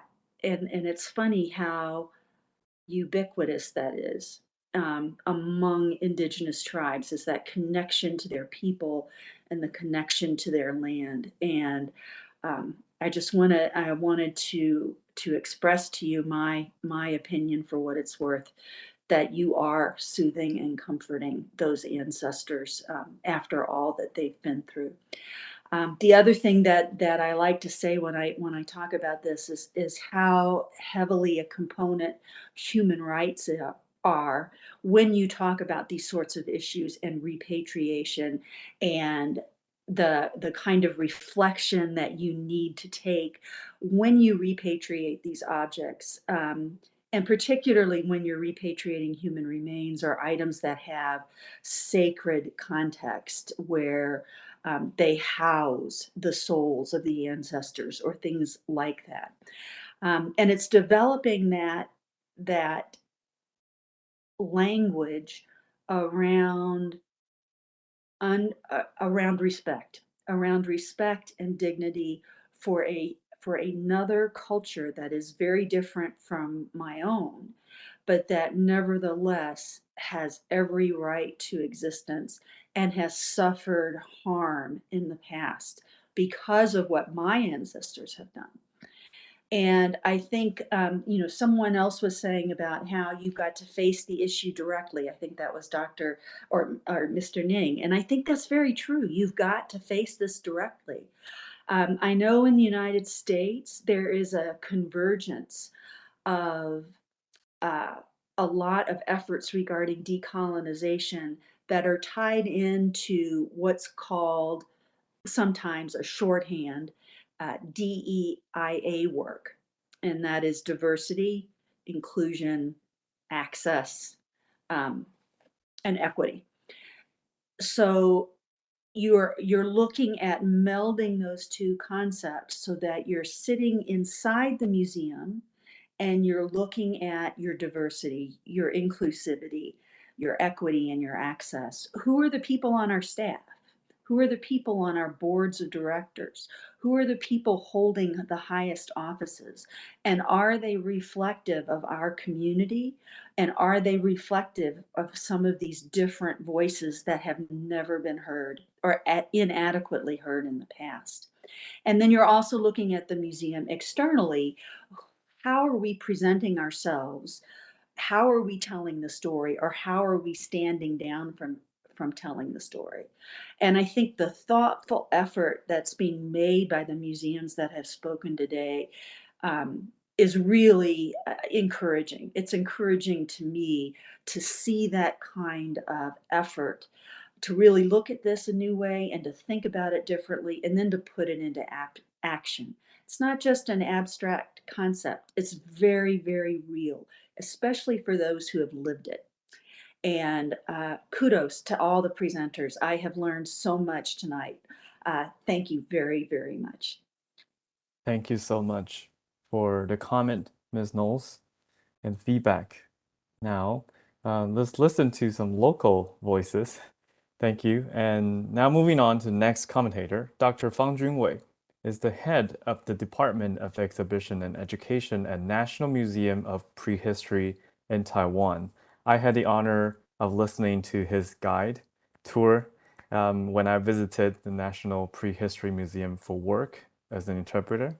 So very happy to see him today again for his comment. So please join me in welcoming Dr. Fang Chun-Wei, everybody. 主持人、发表人、评论人和线上的参与者，大家好。This is Fang Junwei from the National Museum of Prehistory, Taiwan. And I'm really honored today to be invited to the meeting, to the symposium.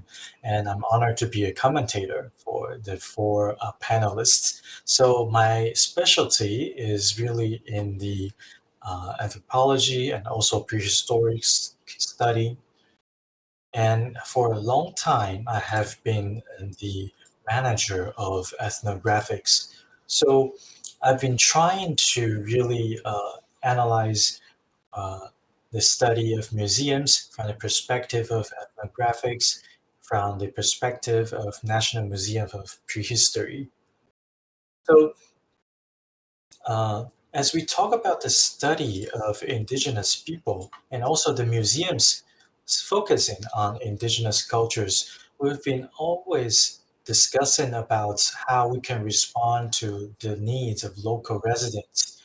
And this August, I had the opportunity to join the ICOM meeting in Prague.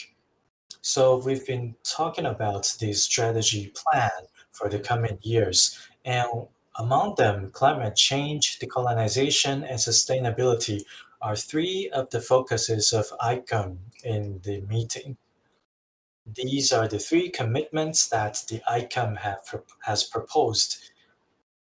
So we want to really examine the role we played in the colonial context.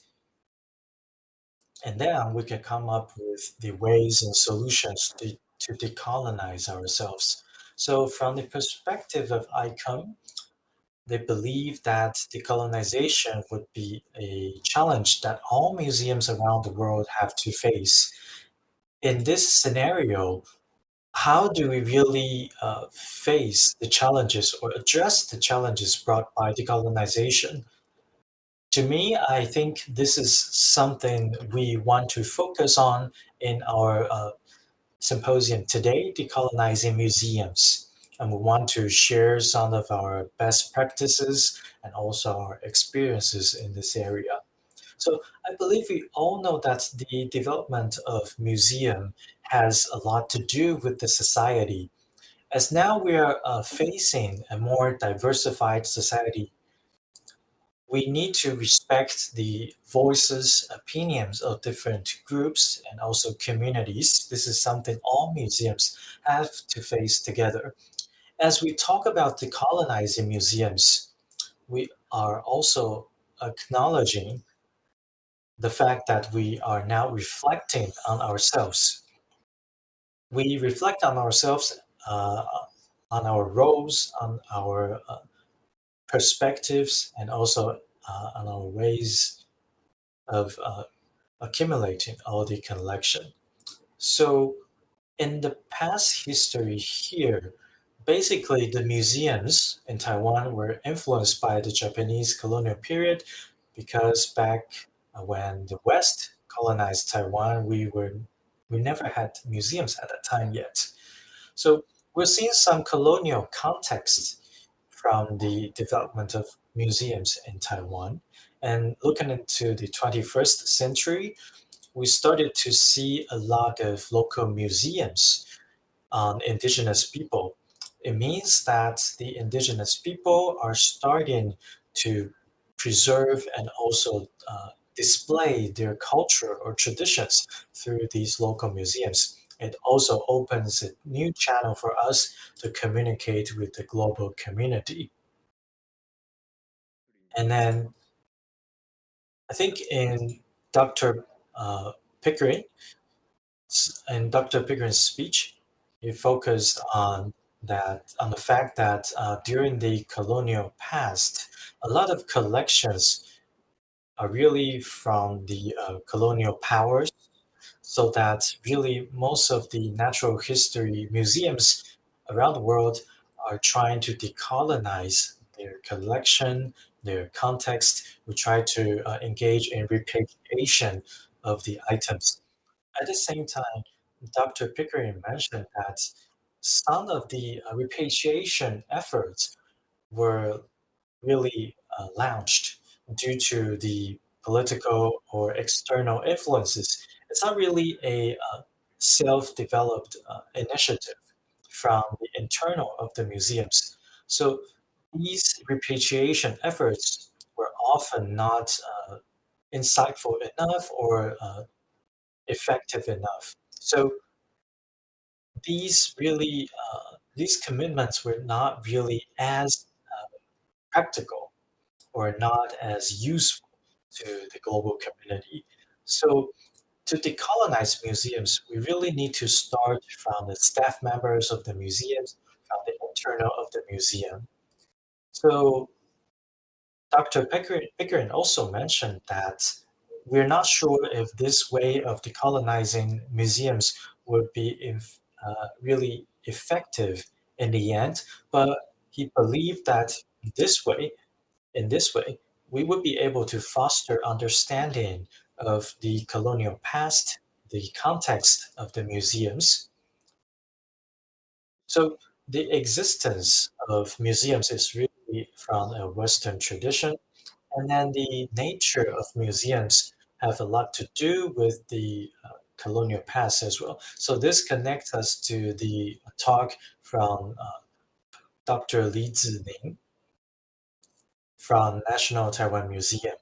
So Mr. Lee has been studying a lot of decolonizing studies or issues in the past few decades.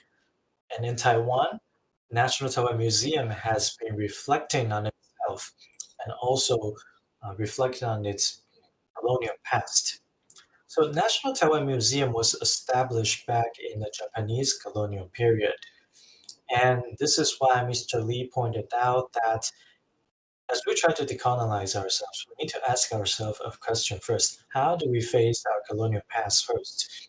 Well, actually, the colonial past not only exists in the past, but also in modern days. So a lot of our collection, a lot of our assets in the museums are really impacted or influenced by the colonial past.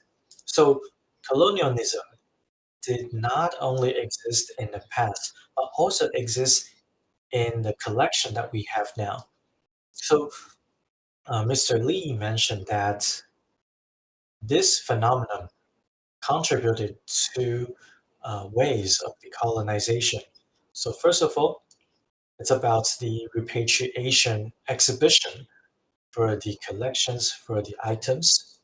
We invited local communities, local museums to participate in the project, and we were able to rediscover and reinterpret the items we have collected from the colonial past. So from the talks of Mr. Pickering and Mr. Lee, we can know that really this is a reflection and a pursuit, a rediscovering of the colonial past of the museums.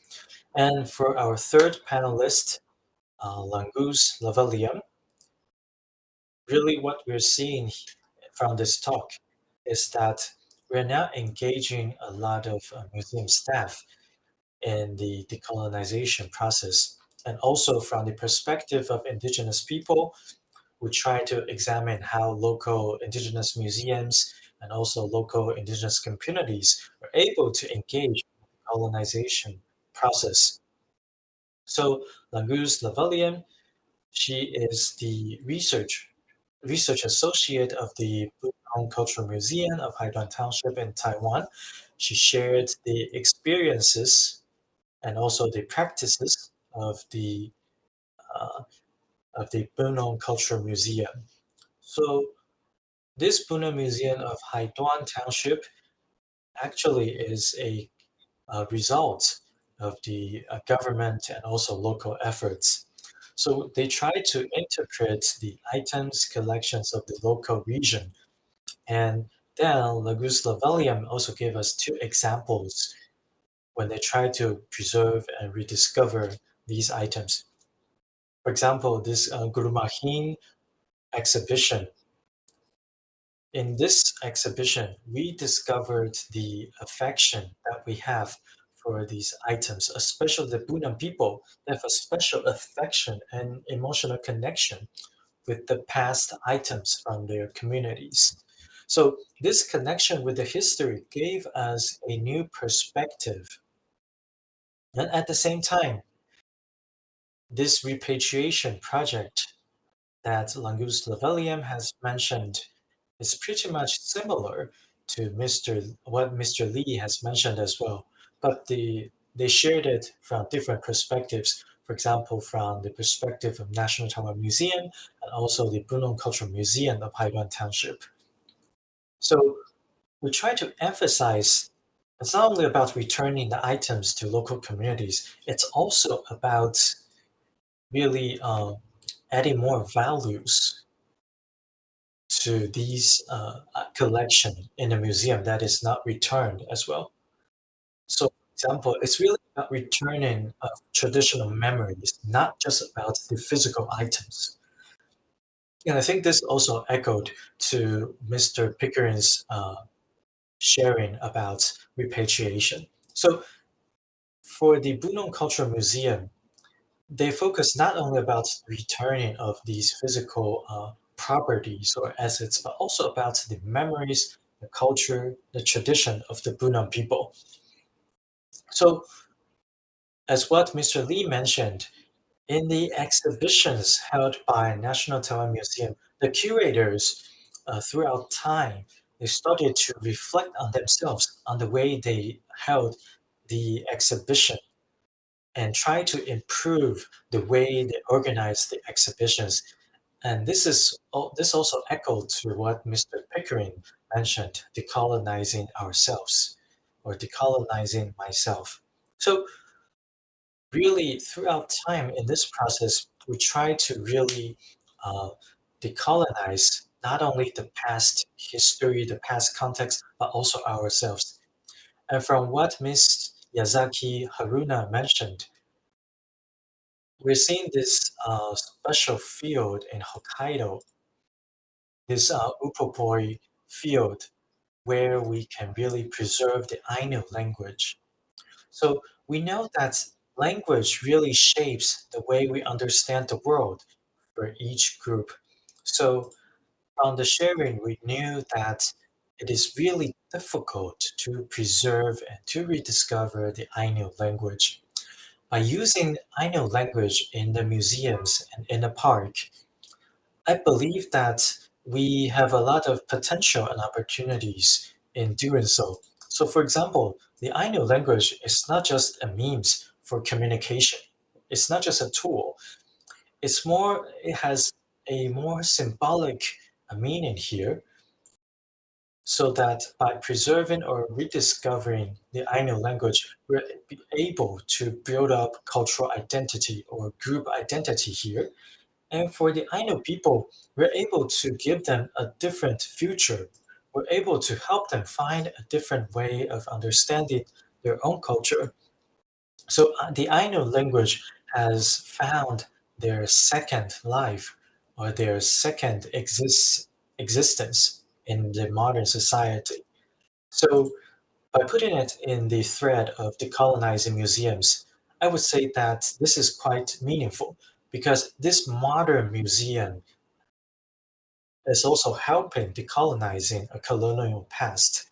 So I think this is what our panelists today want to share with us.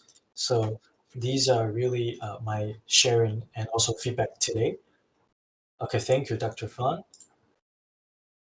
Again, also thank you, Ms. Knowles, for the comment too. Now we're at the general discussion and Q&A session. I would like to direct the question from the Q&A time, or the Q&A panel, to the speakers. So the first, I see a question from Japan, from Lake Biwa Museums, Dr. Kameda Kayoko. Doctor's question is that the doctor has always mixed feelings about the favorable reception of museums in Taiwan for activities such as collecting materials from Japan's colonial period. So there's this trend or this favoritism. So were the collections collected by the Japanese smoothly left in the Taiwanese museum?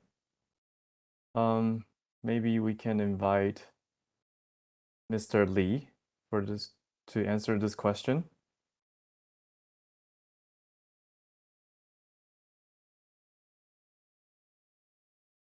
Well, I'm sorry, I'm not paying attention to your question. Would you please repeat Sure. again? Sure. So Dr. Kameda has mixed feelings about the favorable reception of museums in Taiwan for activities such as collecting materials from Japan's colonial period. So were the collections collected by the Japanese smoothly left in the Taiwanese museum?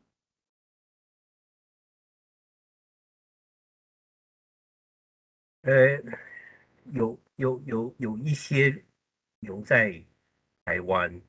Yeah, some of the collections are still left in Taiwan, but a majority of the collections were returned to the Japanese museums, like in Osaka 还有很多私人的 or other university museums or private museums. Actually, during the Japanese occupation period,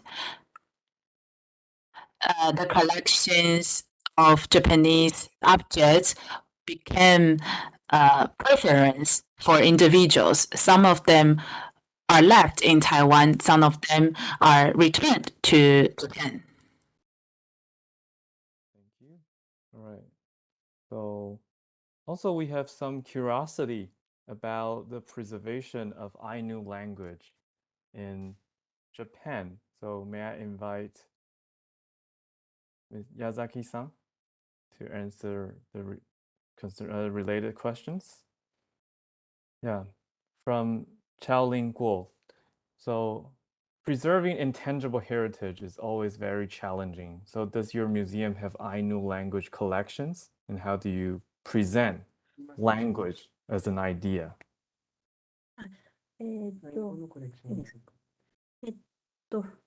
アイヌ、当館にもアイヌ語の資料は収蔵しております。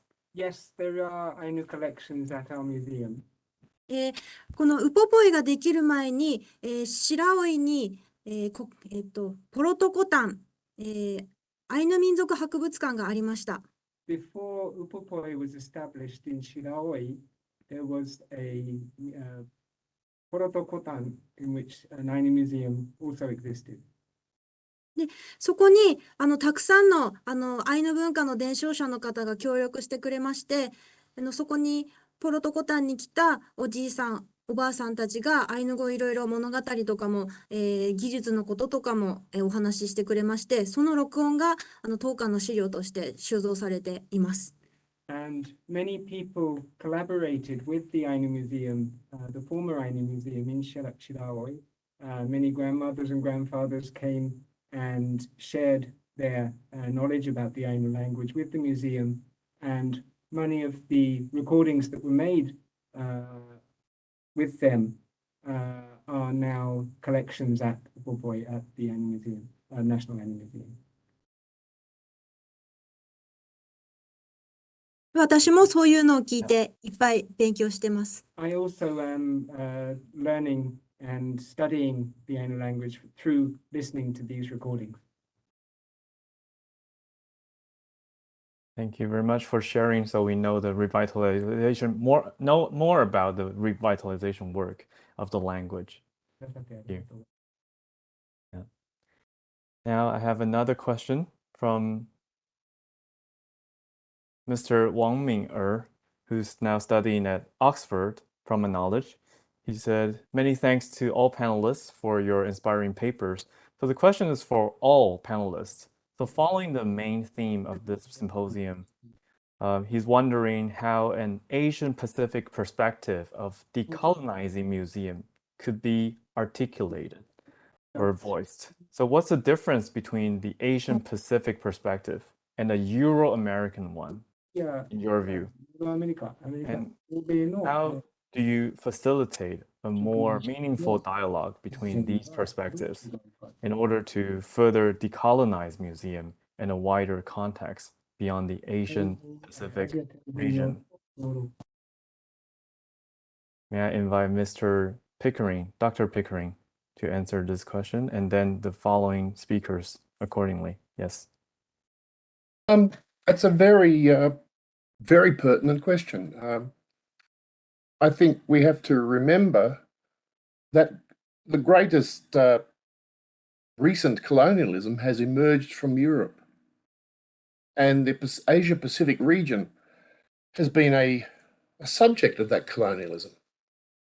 The European powers have been right through the Asia Pacific region, either for short term or long terms. You have the French in Southeast Asia, the British again in Southeast Asia, Spanish and Portuguese in China and in the Pacific, even Australia and Papua New Guinea, Australia as an offshoot of a European tradition.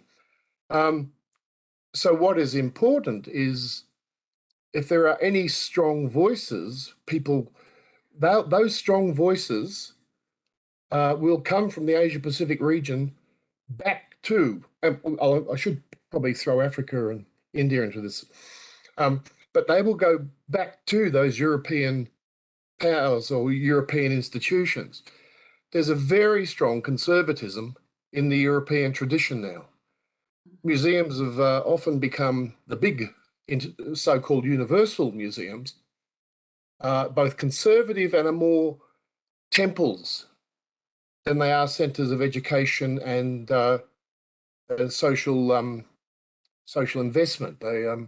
People go to see the treasures rather than to learn or be stimulated.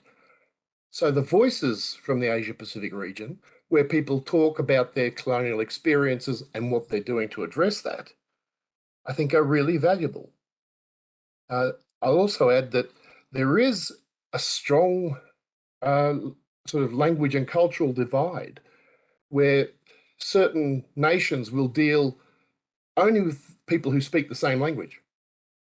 Now, we're breaking that down. This sort of seminar breaks down that language barrier and helps sharing information. I found this really very enlightening. But it needs that breaking down of these barriers which have been caused by language and history. So I think, again, the Asia Pacific region has a strong role to play in getting the message across to the European tradition. Thank you very much. And does any other speaker want to answer that question as well? Mr. Lee, yes.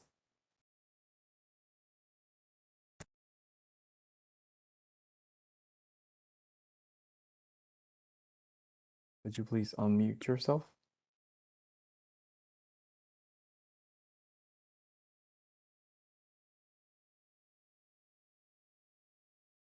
要开一下麦克风。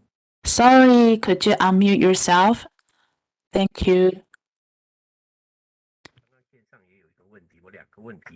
So I just saw another question in the chat box, so I will answer them together.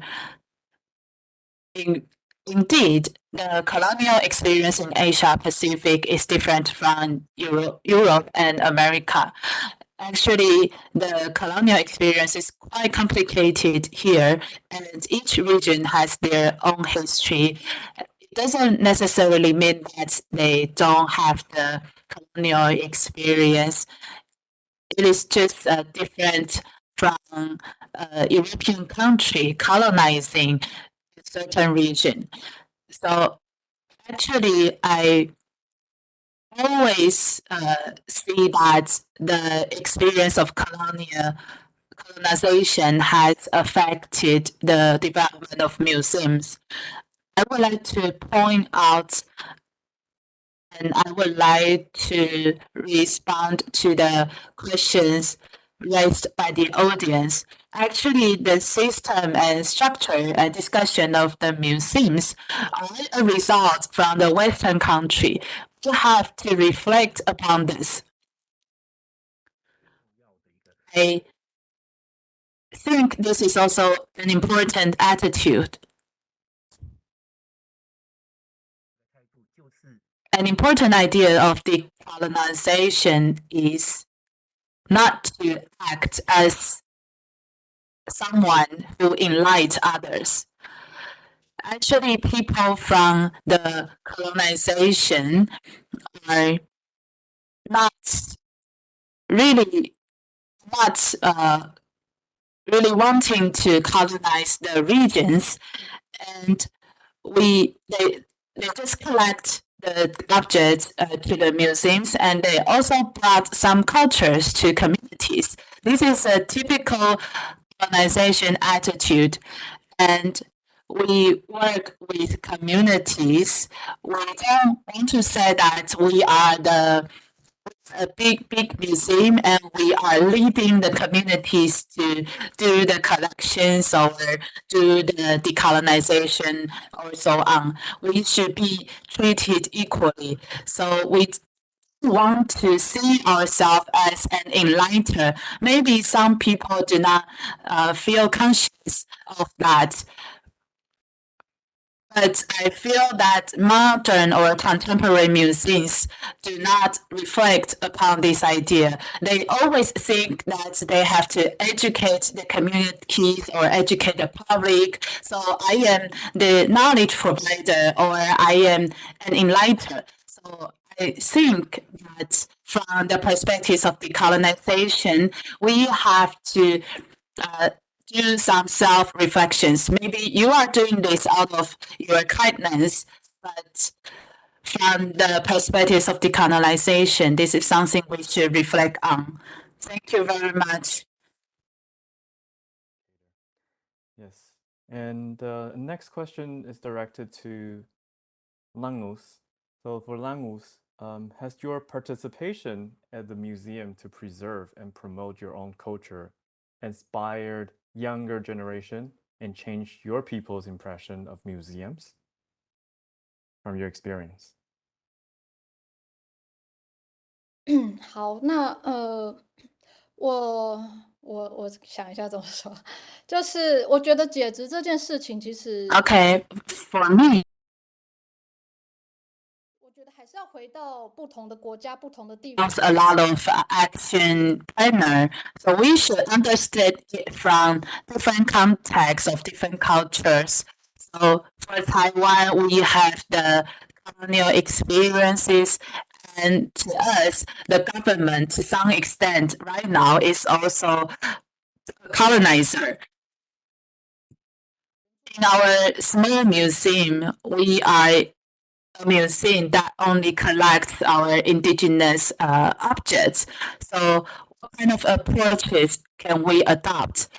I think the most important one is to present diverse perspectives of history or culture, whether from textbooks or from community people. We have to know more about the colonial history more profoundly.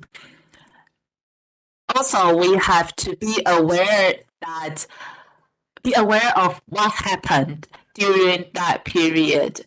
What we see right now is the continuity of the past. Only when we are aware of that, we can talk about decolonization. Go to the closing remarks. I would like to especially invite two participants who are joining us today from France and Oxford, respectively, to maybe say a few words to us if you would like. We have Sophia, who's working at the Louvre Lens.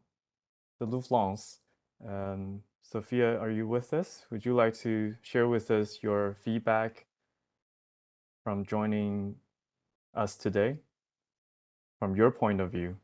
Because I also see that you're contributing to the comments section. So is it possible for us to have Sophia to unmute herself and talk to us? Maybe she's not currently available. It's all right. Thank you very much for joining us again still. And for Mr. Wang Ming'er. Oh, hello. Yes, I can hear you now. Okay. Yes, please.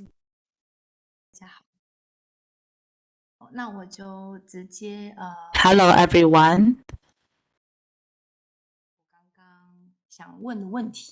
I will just raise the questions that I've put in the chat box. Now I live in France. I just heard the sharing from YAZAKI-san, and I feel really inspired because I went to Japan and I went to YAZAKI-san's region, and we find that they really focus on the preservation of languages. And also in France, we can see some signs in museums or in other regions that two official languages are used. So maybe sometimes when we get into this kind of scenario or a space, we will get alert and be aware of the languages used there. So in France, the Brittany area, the schools also started to teach their dialects. And in Taiwan, also we have seen this trend at elementary schools where children could learn our Taiwanese dialects. So I would like to ask YAZAKI-san if in the future, the area in your area, the schools will also teach the dialect to children. And I would also like to know how identifiable the people there with Ainu language.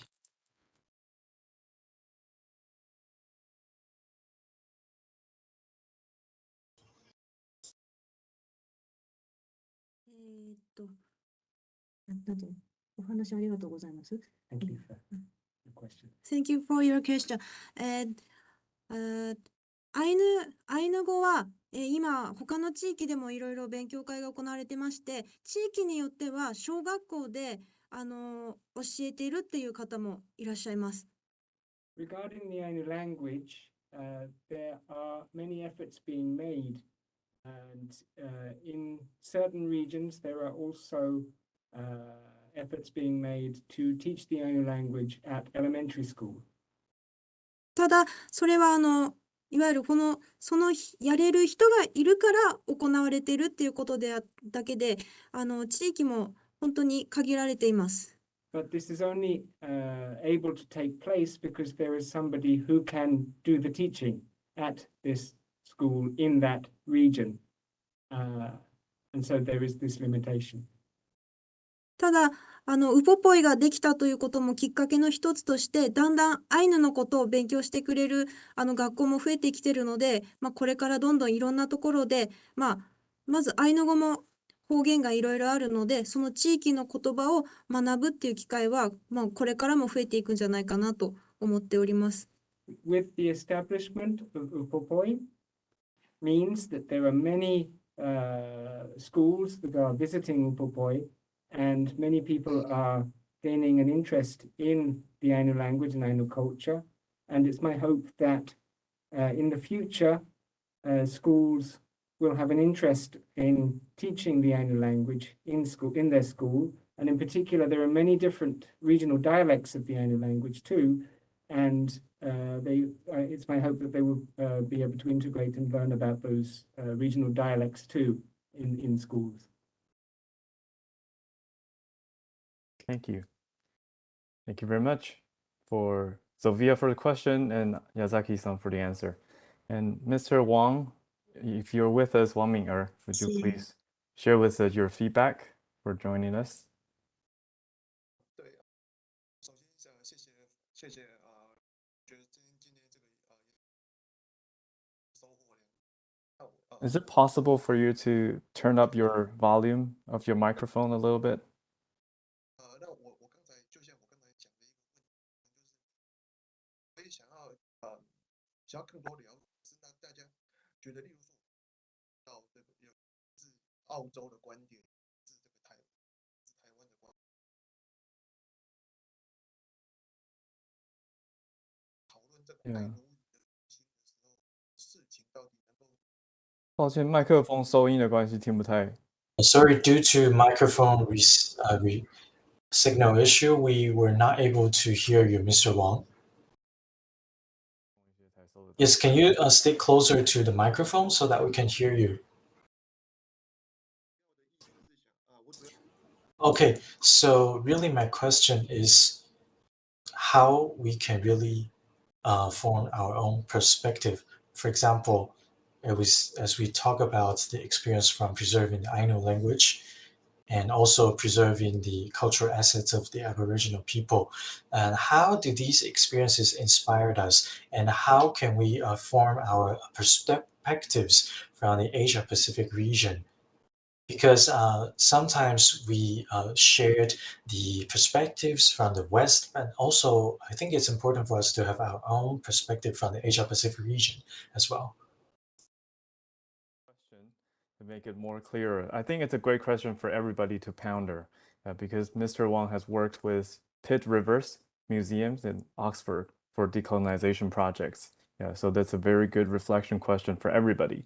And due to the interest of time, may I invite, and I also thank the organizer, National Taiwan Museum, we can have Ms. Phaedra Feng to represent the organizer to say a few words to us, who's working tirelessly behind the scenes.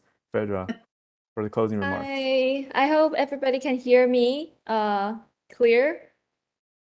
Okay, and I have to thank all the speakers and our wonderful host, Howard, and also all the participants in joining us today. The time selection of our symposium is also a bit interesting because I know Lynda is now at the evening time on 24th of November in the US. And so just in a few hours, you will be having this Thanksgiving Day.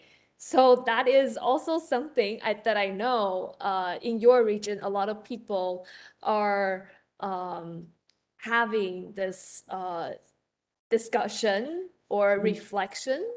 And so I think it's really important that we start to think about this question or this action within the museum. But really, I have to thank you all because everybody in the audience are mostly from the museum communities. We all know November is a very intense time for us. We have to close a lot of projects, so we are especially really busy. And so everybody just made their best to participate in this forum, and I'm just very touching about this. And I'm also very thankful for our interpreters, the two wonderful interpreters who has to jump between different languages. And also our speaker from National Ainu Museum in Japan, and also your wonderful colleague who was also helping with the Japanese English interpreting. Is it possible that he can say hi to us a little bit? YAZAKI-san? Is hi. Thank you very much for that. And so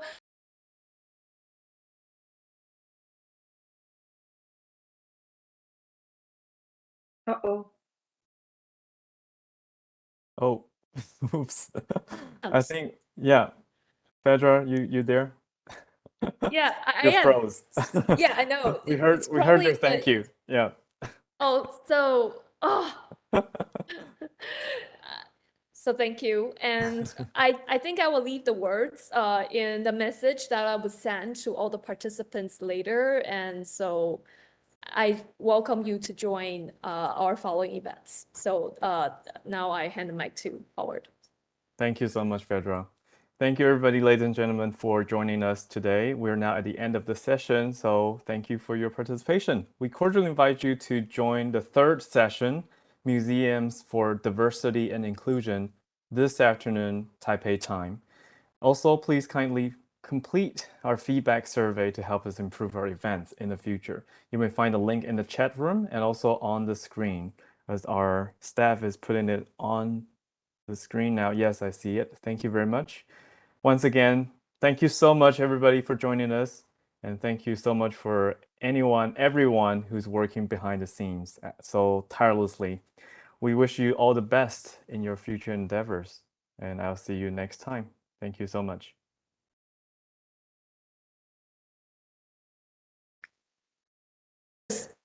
Please, the speakers, our contractor has something to say to you.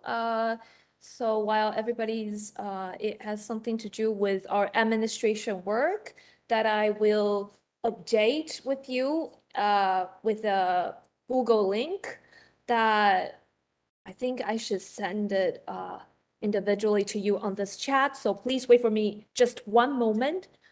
Just one moment. So we just thank you for your patience, and for all the speakers, please remain online for Fredra to send you a private message.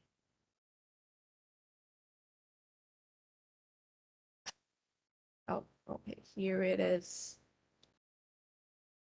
Okay.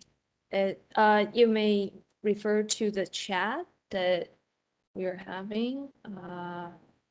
I think I have already sent the link to Dr. Michael Pickering, and also I have told Langus about this already, and also our colleagues from Ainu Museum may not have to worry about this issue, but let me see who else needs to. Okay. I sent this message to Lynda already. So since we have some audience here, so I don't think I should announce it here, but okay, I think I've done. Sorry. So I will be sending you a thank you message